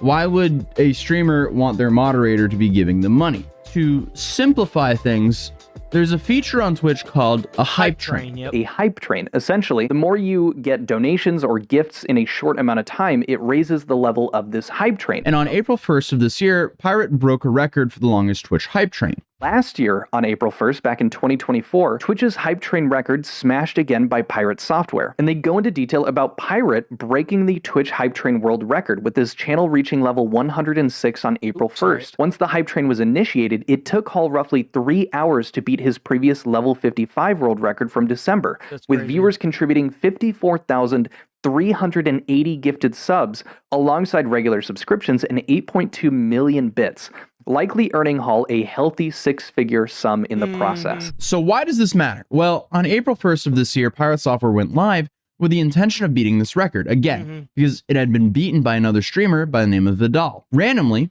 during his stream, he accidentally opened his Discord chat with his moderator. I wished I could place my head between them and go full burr mode and make... What? There it is. Oh. Yeah, so as you can see, some tomfoolery was happening. Out of all the chat logs for him to open on stream, he literally opens the chat log where he's communicating with a moderator of donating money to keep the hype train going. Yep. And the mod even states... And it kind of makes you wonder how many of the... Like, did he do it with the prior 2 hype train records?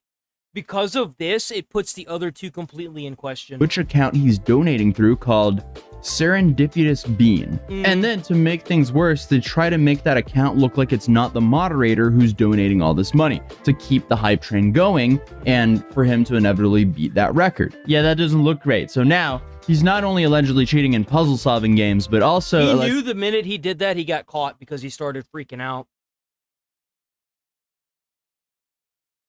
What's even crazier is I don't even think he like actively won't talk about this. Actually cheating for Twitch donation records. Now, he just responded to those allegations that were originally, from what I know, brought into the spotlight by New stuff right here, boys. We got. I never saw what his response the was. YouTuber Quintheo. So here, we're going off of screenshots that Awk20,000 took from Pirate's Discord. But here, you can see that Pirate added everyone in his Discord and said, a content creator called Quintheo is continuously farming ad revenue by making false claims and drama content about me. But it's not a false claim if he took a screenshot of it, brother. He claimed that Kronos broke TOS by giving bits/subs to the Giga Train in April. Kronos used his own money to do this and can do what he likes with that money. Below is some information with receipts about all of that to refute the false claims about... No. You can't say that. Yes, he had the money. But the idea behind it was he paid your hype train and then you, Thor, feeds that money back to him.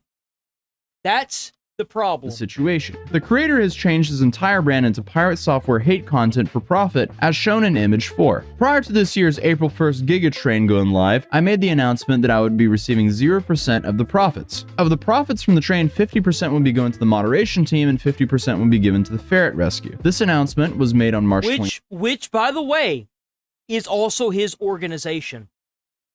The ferret rescue is his organization. So that does technically go to himself. 29th, 2025. So the community was well informed of this. You can find this and attached as image 1. It really sucks because he's like the only content creator that has a 24-hour live stream of ferrets. And he does take good care of them, surprisingly. That's the only thing that I find negative about this, is because like he has like technically 2 streams. He has himself that he streams from like early in the morning till like midday, and then he has the ferret stream that he does 24 hours. What really sucks about this is that whenever he started fucking up, I noticed that like he used to have like 2,000 viewers on his ferret stream, and it has whittled away down to like under 1,000 now. And it's really sad to see it because the ferrets didn't ask for this, but he sure did. Total income from the Giga Train was 75,000 rounded up to the nearest 1,000. This means that half of the train was 37,500, and that amount was then split 15 ways to all the staff besides me. That means each staff member received 2,500. This was announced to the community on April 9th, 2025. You can find this attached in image 2. Kronos threw 75,000 bits, 100 T1 subs, and 40 T3 subs during the Giga Train at around level 60 plus. He bought all of this in pounds, which came out to about 2,000 pounds or 2,800 bucks after conversions. You can find these transactions attached in image 3. Further, Subs are not one-to-one conversion, and neither are bits. The subs show up as about 68% of the overall contribution coming through, and bits are normally 82% when purchased in USD. However, doing this in pounds makes the conversion much worse. This means you were spending about £300 or about $400 to get $250 in bits, which is a 62% conversion rate. Ooh, so in that's total, rough. Kronos spent $2,815.75 to add $1,830 to the value of the Giga Train, which was then cut in half to $915, because half was given to the rescue and split 15 ways to all staff members as $61. No, it wasn't. It was sent back to him just to keep the train going. I guarantee you that's what happened. It was a one-for-one conversion. I promise you. All staff are paid in USD and must convert to their own currency, which is another loss on top of this. Each conversion reduces the total income for any divided staff member that wishes to do this. And he sums it up with the TLDR that no, Kronos was not directed to do this, he was not compensated for this, yes, he lost money from doing this, no, the Twitch TOS was not broken, no matter how many people try to claim otherwise. You now have the receipts and the math to prove this. Thank you for coming to my TED Talk. Okay. Well, what stands out for me here is why didn't he address, them purposely plotting to donate under another account than Kronos' main account to keep the train alive? It just seems dishonest for your mod to be donating. Exactly. See how easy it is for him to just like subvert it to something else? It's like a train switcher, dude. Like you try to like go straight and he derails it to a different direction, and every time he does this, instead of like, well, I don't really anything besides just acting like that thing didn't come up would have done better than this. Donating under a fake account that even says in the bio that he was a friend of Kronos and not Kronos himself. And another interesting point is Quinthio, he said in the comments of one of his videos that he had talked to Kronos. And here he claims that Kronos said that he wasn't reimbursed. It's bullshit. It's bullshit. He's lying, dude. I'm sorry. He's lying. There's no way, dude. He's lying. I promise you, bro's lying. We got one more video. Then we get to watch some more military goodies. What time is it? 11:02. Yeah, buddy. I don't want to watch a super long one because we don't really have time for it. What we got? We got what is the daily life on board a U.S. Navy destroyer? USS. I want to see some more boot camp stuff, man. Of the United States Marine Force Recon.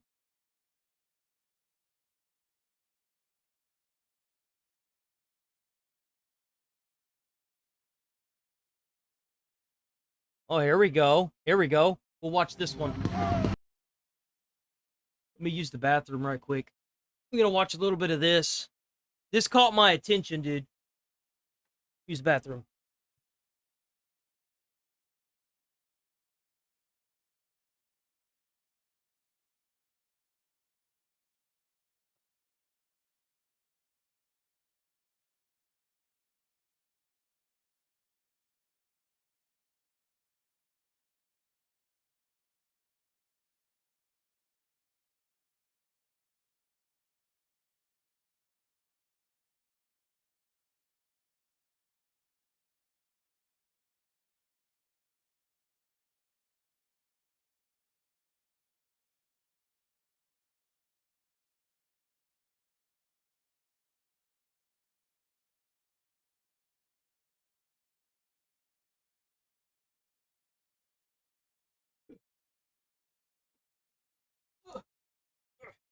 I made it. Made it. I'm back. Ugh. Okay. So apparently this lady's making she has like $400 a month in rent. And somehow she's still bitching and complaining. I got a DHS letter in the mail this morning and I just now opened it.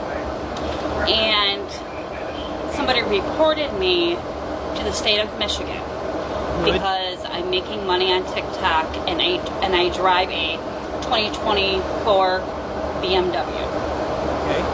They have cut my food stamps from almost $4,000 a month down. How are you making $4,000 a month on fucking food stamps. Are you? To $88 Good. a month. They are telling me if I want a review. Wait, did she say she was getting $4,000 in food stamps a month? How? $4,000 in food stamps a month? How many children does she have? And how many children does she have out of wedlock? Hold on. I always like to give credit to the content creators. So the link is always going to be down in the description. Back to the I don't know this guy. This was brought to me by Puddin. Check out Puddin. Go ahead and leave this guy a sub. Anton Daniels. I'm going to have a link for this video down in the description. Check him out. Seems like a pretty cool guy. Boom. Content creator. And thank you guys for sending me this to react to, regardless of whether I agree with it or not. I always like to credit the content creator. So that goes without saying. Make sure y'all tap into the Patreon. Link is in the description as well as pinned to the top of the chat. Teach Hanley, 40% off your first order plus $20,000. Hear this in its full context before, it may substantiate why she deserves it. So let me get back to the original message. Got a DHS letter in the mail this morning, and I just now opened it. And somebody reported me a month. If I want a review, so you're telling me if you were on welfare, food stamps, cash assistance, Section 8, you can't drive a nice car?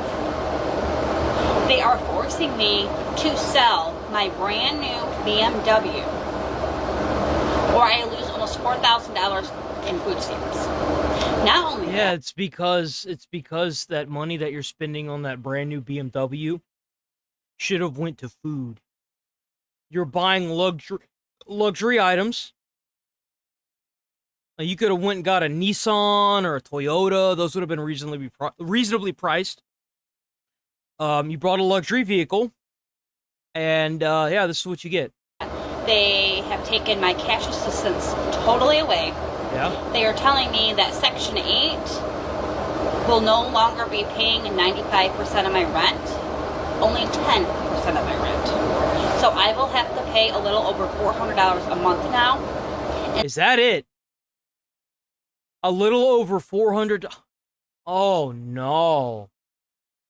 Oh, geez. Bro, like, $400 fucking dollars a month is amazing. Are you kidding me? What the fuck is wrong with these people? Instead of $60 a month. I guess you just gonna have to go out and get a fucking job then, since you can't afford no $400 rent. What the fuck? She got rent that's only $400 a month? $400 a month, bro. What the fuck was it at before? Because she said now she's gonna have to be paying over a little over $400 a month. What was it at before? 95%?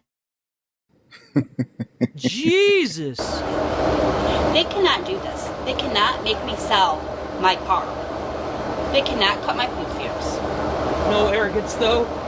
Has anybody else been in a similar situation? What do I do? What kind of rights do I have? Because I can't work, but I'm not selling my car. But I also need the $4,000 of food stamps. So I'm at a... Wait. Maybe he still works at Blizzard. Sorry, I just noticed that I got a chit chatter over on Twitch again. Sorry about that, man. I should honestly just move this chat over. But if I do that, then it's gonna. I need to get a mount for my damn monitor because like I need to be able to stack them so I can have my chats all lined up, but I can't. I gotta like turn that extra like few inches. Sorry about that, man. I wouldn't doubt if you still worked at Blizzard. Why can somebody fill me in on why can't she work? Why can't she work? That's what I'm saying, man. Why can't you work? How many kids does she have? I don't understand. What's preventing her from working? I want to know how many kids she has. I tell people this all the time. I tell black people this all the time. I had these arguments, knock down, drag down arguments on my platform on Monday nights on a regular basis where I help. Bro, you got to learn to ignore those idiots. It's only going to get worse, and the more people that you add to the pile, it's going to be even harder to sit there and argue with them. You got to ignore that. Understand that. The people that are on government assistance the most are not people that actually need it. You would be shocked at a staggering number of people that are on government assistance that don't need it, and they're using it and abusing it because they don't want to go out and get a fucking job. Are white people. It's just the facts. And a lot of times, before I get to her, because there's an educational aspect to this, there's an accountability aspect to this, and so we want to have both. But before we do that, I just want to help y'all to understand that a lot of times y'all are pedestalized. We're not really hurting for money. I mean, we are, but we aren't. We're kind of like in limbo, if that makes any sense. We're kind of doing fine-ish. I can't go crazy, but we can't, like... It's hard to explain. It's definitely weird, but I just don't understand how people can like y'all for example, before I accept any government assistance, I would just go out and get a job first. If that makes any sense. Like, I can work, but I'm currently doing this. I'm not going to take I'm not on any government assistance right now. Period. And you know why? It's because I can go out and work. I have decided a year ago, actually about a year and a half ago, that I wanted to stop and pursue this, and I have the ability to currently. But I don't want any help with like any kind of utilities, like getting help with like getting some stream items and stuff. That's great. That's what I got the crowdfunding for. That's why I've got that set up. I don't want to take money from the government because I don't want to feel like I have to owe them anything. And furthermore, I think it's wrong if you take money from the government and there's nothing wrong with you. Like, oh, that's weird. Absolutely glazing to the top of your lungs. Glazing a group of people. Now, obviously, this is not applicable to all white people, the same way that everything I say about black people is not applicable to all black people. But the fact of the matter is, there are more white people on government assistance than any demographic of people inside of the United States of America. All right? Meaning that... I don't know if he's right about that. Let me see. I got to do a little bit of searching on that. Hold on.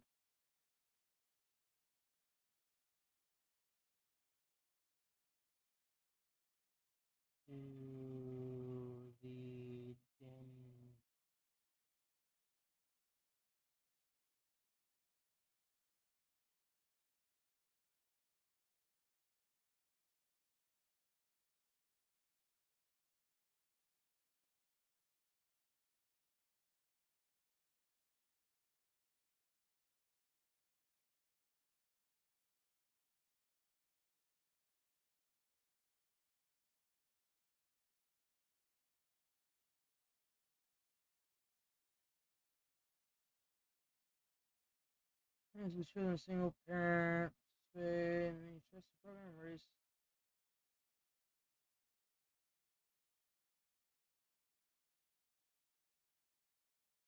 Yeah, I think this guy's wrong about that. I just Googled it.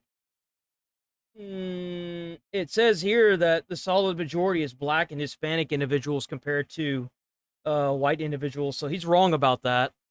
I don't know where he got his statistic from, but if you just Google that shit, it'll give you a graph that you can just look at.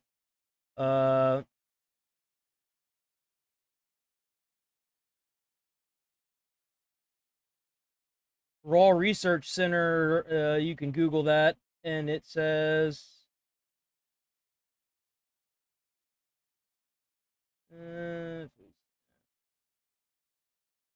that's like an overall statistic on how many people... I think he's wrong about that. You should fact check yourself, guy, before you make statements like that. And because of that, I'm probably going to kill this video here. Can't have somebody spreading misinformation like that. That's a big no-no. But it is kind of crazy to me that she has a lot of money. That she has, well, obviously enough money to get a nice luxury vehicle. But she's mad now that they're going to cut her government assistance because she doesn't know how to get her shit together. That's crazy to me. But I think that is a form of welfare fraud, funny enough. All right, let's get in it. Let's get it. Military time! This one is infantry recruits go through at Fort Moore. One station unit training, known as OSIT, for infantry soldiers, takes place at the legendary Sand Hill. an iconic training ground located at Fort Moore, Yeah, that's Georgia. right, boys. That's the kind of push-ups we had to do. I mean, push-ups. Pull-up, curl-ups, goddammit.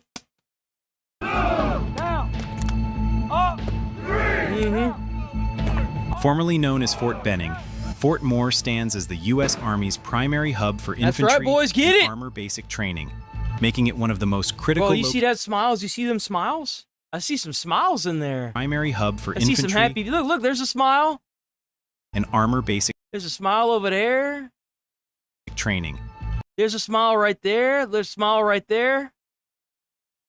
making it one of the most critical Oh, locations I see a, she's smiling. I see a whole for bunch of developing smiles the up in next there, man. generation of You'd be highly surprised at how skilled good this combat makes forces. you feel. Like you getting a good workout in. You feel like you have a purpose in life. It's just a great feeling all the way around. You feel like you are where you're supposed to be.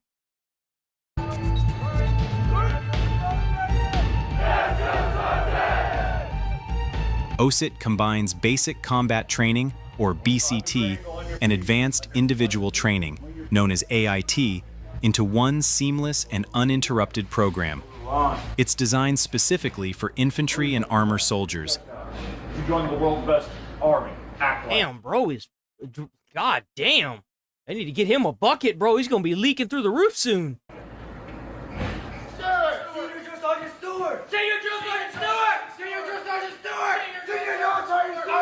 At the very heart of this transformation are the drill sergeants, highly trained professionals who are the backbone of U.S. Army basic training. Blank. Your position at the 301 slot. You understand? Yes, Senior Drill Sergeant! You were Since there? its establishment in 1918, Fort Holy Benning, shit. now fully integrated into Fort Moore, has trained millions of Wow. soldiers and has earned its place as one of the Army's most respected and storied institutions. I think that if I was gonna sign up for an army or something, I would go to like a cooler climated fucking state. I wouldn't do it in Texas, dude. I would fucking hate myself. Yo. Well, I mean, I Today- guess they would probably end up shipping you there anyway, because that's just kind of where everyone goes, huh? I didn't even think that through. Fort Moore houses the Maneuver Center of Excellence, which serves as the Army's central command for all infantry and armor training operations across the nation. Basic training at Fort Moore is incredibly comprehensive, incorporating marksmanship, hand-to-hand combat, tactical maneuvering, and physical endurance.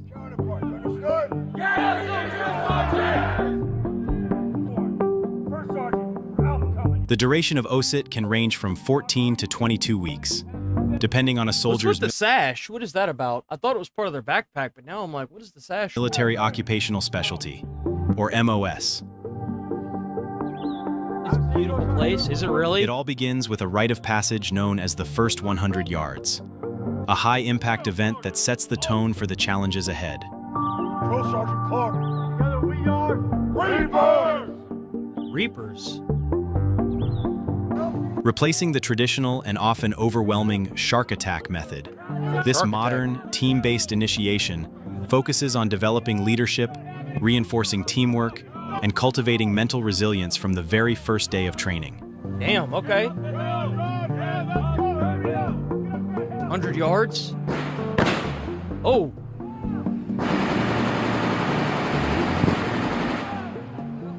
Recruits face Yo, a how battery tempting would it be to put rubber bullets in the machine guns? Like, dude, it'd be so tempting. I'm sorry, but like, I'm surprised they don't train with rubber rounds. Like, whenever they're doing this, like, to simulate actual gunfire. of physical and mental challenges that include obstacle courses, Like, actually, gear like, shoot at 'em carries, and stuff? and intense problem-solving tasks, all I designed to imagine that'd be too hard for them. test their willpower and teamwork under pressure. Senior Drill Sergeant Stewart, are you ready? Let's go. Figure it out. Drill sergeants observe closely and evaluate how well each recruit performs under stress, how they follow orders, and how they lead and support others Look at in all those high-pressure beautiful bald situations. bastards. Get in tight. They're like little Brussels sprouts coming out of the ground. So nice and lovely to look at. This critical initiation serves as the first step in Stop now, transitioning let me civilians stop. into soldiers. Oh, let's go, tug of war. Let's go. Yo, I'm kind of jealous. In a typical training cycle, more than 1,000 recruits go through the first 100 yards at Fort Moore, each one pushed to their physical and mental limits to prove they have what it takes.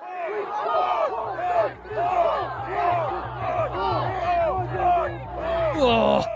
Success in this event marks the official beginning of OSUT and sets the standard for the weeks that follow. Damn, look, he's smiling too. Look, they smiling. The first 100 yards, which lasts 3 to 4 hours, includes intense team challenges like a high-energy tug of war to build unity and morale from day one. Damn. That looks so fun, dude.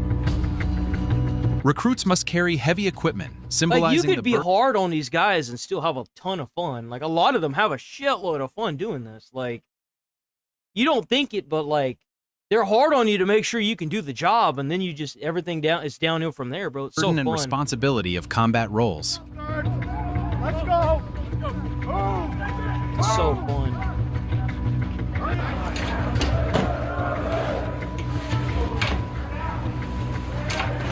This training doesn't just build individual soldiers, it builds teams.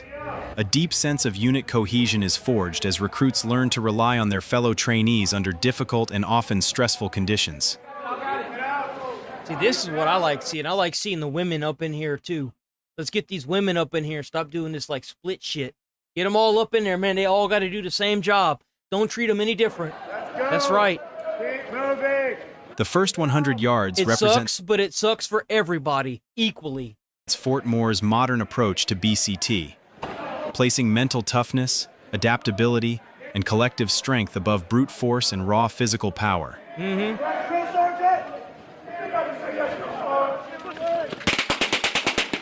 Oh, here we go.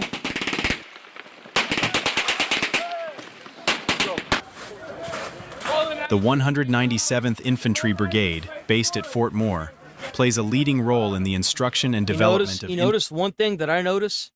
Ain't a single fat person in this crowd. It's crazy. infantry units and I oversees. think they actually did bring back weight limits now. I don't think you can be a certain weight and get in now. You have to be a certain height. You have to be like a certain height-weight ratio or a BMI, body mass index. Much of the rigorous OSUT experience. And it makes sense because you can't have somebody drop dead of a heart attack on the combat field, dude. Like, you can't have that. Now, I ain't gonna lie, I've seen some chunky dudes throw down. I ain't gonna lie. But, like, at a certain point, you gotta learn some self-control.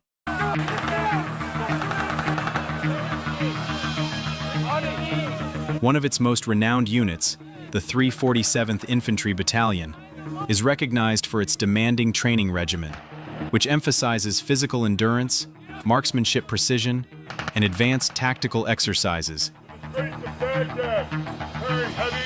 Ammunition and supplies. They secure key terrain. Allowing.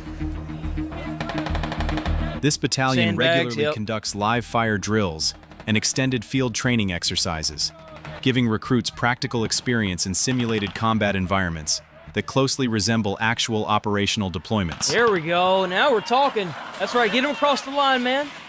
All right, one of you say.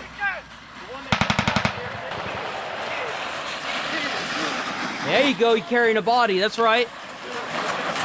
Get it. Each year, the 347th trains thousands of infantry soldiers, many of whom go on to serve in active duty positions, both at home and abroad. Man, what I gotta do to get one of these camel packs? That shit looks legit. The name of my unit used to be 121 Infantry Division. Tropic Lightning in Hawaii. Our platoon name was Maggots. Dude, that's great. I fucking love that name. That's awesome. That's awesome name. Nighttime exercises are a key part of the curriculum and are used to enhance a soldier's ability to operate in low light or no light conditions with stealth, precision, and situational awareness. That's the same stuff they tell us whenever we got to the fire field. Always maintain situational awareness. Always look around and see what's going on around you. The maggots eat the dead. Holy shit. That's crazy. There it is. Winning does and will always matter. First platoon, hit the road. Weapons training during OSUT includes live fire qualification with the M16A2 rifle, one of the Army's standard issue firearms, ensuring every soldier is combat ready with the tools they will rely on in battle. Each one of these soldiers is wearing the advanced combat helmet with the AMP. Medical readiness is also essential to the mission. Recruits are taught combat first aid and life-saving care under fire. I feel like every police officer should know, at the basic minimum, EMT. So that way, if they shoot somebody, they can immediately start doing what they need to do. It would also help if they knew EMT to know where to shoot people to not kill them. Just saying. Enabling them to treat wounded You can only do good with that, not wrong. comrades in high-stress, high-risk environments. Name to the chest, right? Yes, sir, yes. Strike a pose. Ball. Strike a pose. Another key component of training is the hand grenade course, which teaches soldiers the correct handling and throwing techniques for Why both do some of them live and curl their simulated hand, grenade. dude? You don't want that to curl. You want to be like ready to throw that. Soldiers practice using both fragmentation grenades and simulation grenades for safety during training. Hand grenade training involves clearing the throw zone and ensuring that all soldiers are properly spaced for safety. Why do they do this? Why not this? Like I would try to throw it Fort like that. Moore's expansive training grounds stretch across Why is over it like pushing 182,000 acres of land, offering a highly diverse terrain that includes overhand it. everything Okay. from dense forests to realistic urban warfare environments.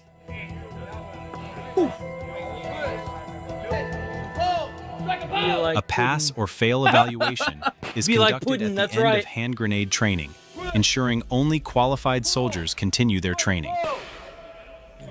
Okay. Throw. Rock back. Throw. Yes! Yes! I've been looking for this. I was like, where is this at? I know it still exists somewhere. This is what I was talking about. This is where they like fight. Hell yeah.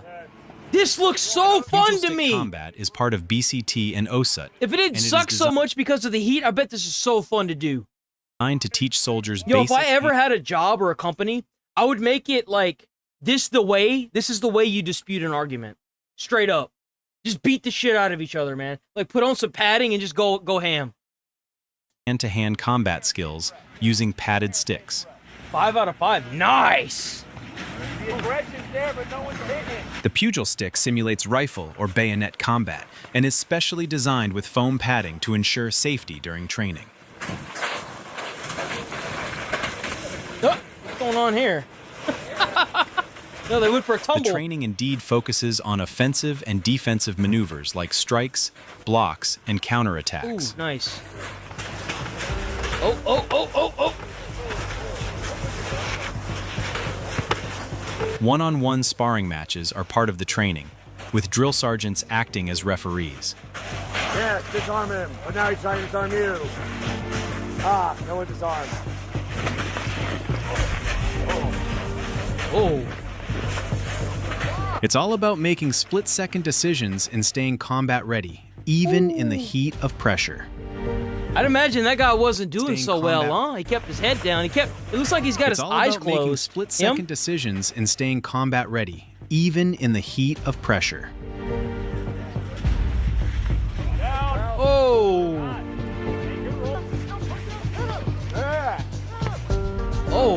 Oh, that was clean. Protective gear like headgear, mouth guards, and body armor is required for safety during training. You can't go biting your tongue off now, can you?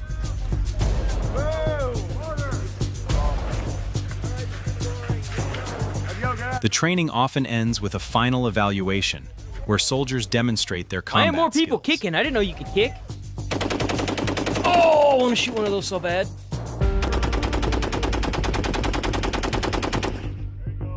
Weapon systems qualification training is a key part of Army weapons training, designed to familiarize soldiers with the M240 machine gun. I bet that thing is so fun to shoot. The M240 is a 7.62 millimeter gas-operated, air-cooled, belt-fed machine gun. See, that kind of drives me a little crazy. How, gas-operated, so like, how does that work? How does that work? Used in various military operations, including infantry support and vehicle-mounted roles.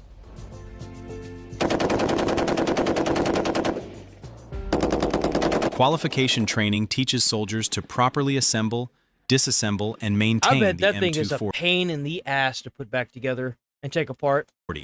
ensuring it remains operational in combat. You use a buffer? Like a spring. Oh, interesting. The M240 machine guns boast an effective range of up to 1,800 meters, making them damn! ideal for long-range suppressive fire. No shit! Through the next guy gets. Does that make sense? Yes. You can always tell when somebody uses their watch, like actually uses a watch. They got it this way. They got it facing this way. Anytime you do this shit just hurts after a while. They look at it like that. With a sustained Especially rate if you use gloves a lot, you'll have your watch like that. of fire exceeding 600 rounds per minute, they deliver powerful and continuous support on the battlefield. The Oh yeah, here we conditioning go. course is a physical fitness training obstacle course designed to build strength, endurance, and agility. Mm-hmm. Come on! Come on! It is a crucial component of BCT and OSUT, aiming to prepare soldiers for the physical demands of military service. So there's no glare of light. Oh, that's interesting. I've seen a lot of people who can't like move their sleeve down because it's easier to do this and the sleeve naturally just goes down. So like, I don't know. I guess it depends on how you use your watch. But I've always like, whenever I usually see watches on people, they're usually like really nice and they're all like sparkly and shit and they don't ever actually get used because everyone has a phone now.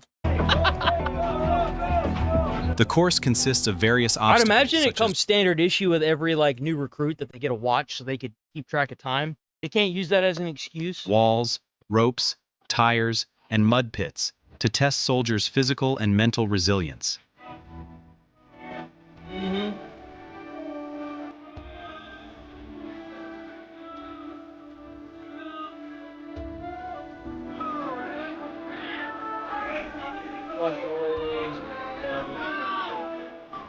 Six watches, damn, dude. Soldiers must complete crazy. the conditioning course under a time limit, promoting speed, coordination, and teamwork.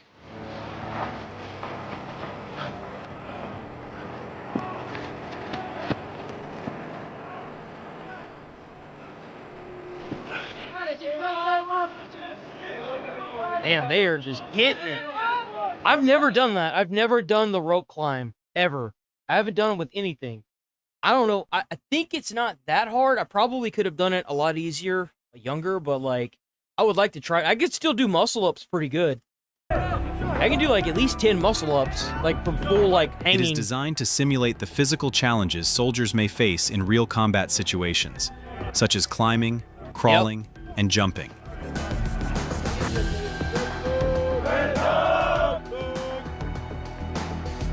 What are they doing with their arms there? What is that? OSUT recruits dip their hands in ice during the conditioning course to simulate the effects of operating in cold, harsh environments. Ah, okay. That makes sense. This toughens their grip, builds pain tolerance, and prepares them for real-world combat conditions where numb hands can't slow you down. Oh, yeah. There it is. There it is. You see that? That's a group of people that know where they want to be in life. It's hell, but that's the best way to make friends, right there. Because you all doing it together, man. You can't be angry at each other when everyone's going through it. Infantry! Pilots, I cannot stress enough. Lean back. Don't try to jump off. Just lean back and just let yourself fall back. The Sandhill Confidence Course at Fort Moore is designed to build mental resilience, teamwork, and physical strength in new recruits.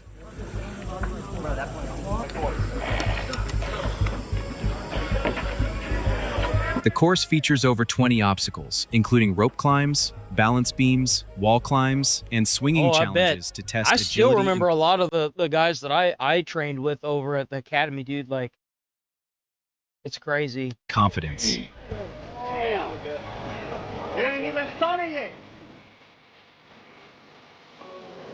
Soldiers must complete the course under supervision of drill sergeants, ensuring safety while pushing recruits beyond their comfort zones. Mm-hmm.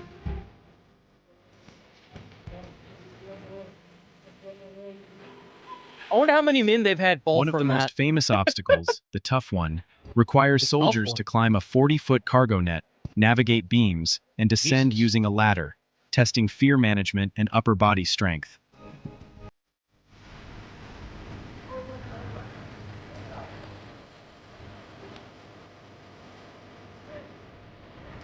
The inclining wall and reverse climb I wonder challenge if they've had anybody try to quit on that. scale angled walls, They must have, right? simulating real-world combat mobility needs. Damn, look at that. The first one. Hey, going under this one. So you got to go under and then over? That The course is designed to test balance, upper body endurance, and problem-solving skills, essential for battlefield situations.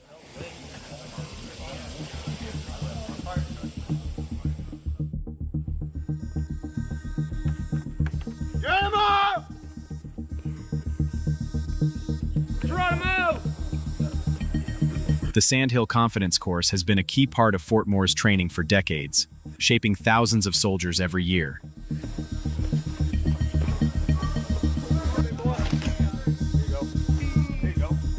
Damn, look at that. Hell yeah. Look, they smiling, dude. He's smiling. He's ready. The Turning Blue ceremony is a special event marking the transition of soldiers into the U.S. Army Infantry after completing Infantry One Station Unit Training, or OSIT. That's what's up, man. Hell yeah. During the ceremony, soldiers receive the Infantry Blue Cord, a symbol of their achievement and induction into the infantry branch.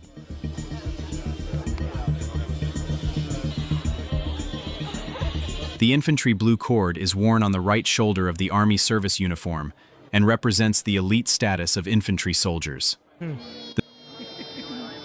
Oh, what happened there? And represents the elite status of infantry soldiers.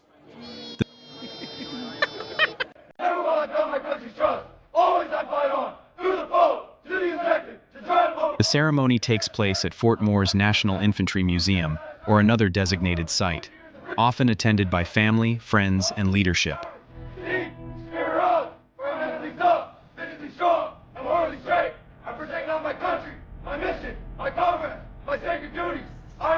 He's got cauliflower here. Soldiers must complete 22 weeks of intense training, including marksmanship, tactical maneuvers, and physical endurance, to earn the right to wear the blue cord. Right. On behalf of the commander, Lieutenant Drake, 2nd Battalion, 19th Infantry Regiment. They sound so young, dude. They sound so young. If you're enjoying this video and want to see more content like this, make sure to hit that subscribe button. Is that it? Oh, damn, that's it. Well, geez. It's a little early, but we gonna go ahead and call the stream here. I gotta get off and start editing and rendering out all these fucking videos now, man. The sooner I get it done, the better off I'll be. But yeah, I'm gonna call the stream here, boys. We'll be back on tomorrow, bright and early, same time, same place. See y'all guys there. Peace it out for the day. Make sure y'all stay safe out there. Nah, man, thank y'all for showing up and being here. I'm just the lightning pole, you know. I just bring y'all here. We gonna keep going and we gonna keep growing. You know, I'm out of here. Thanks for watching. Peace.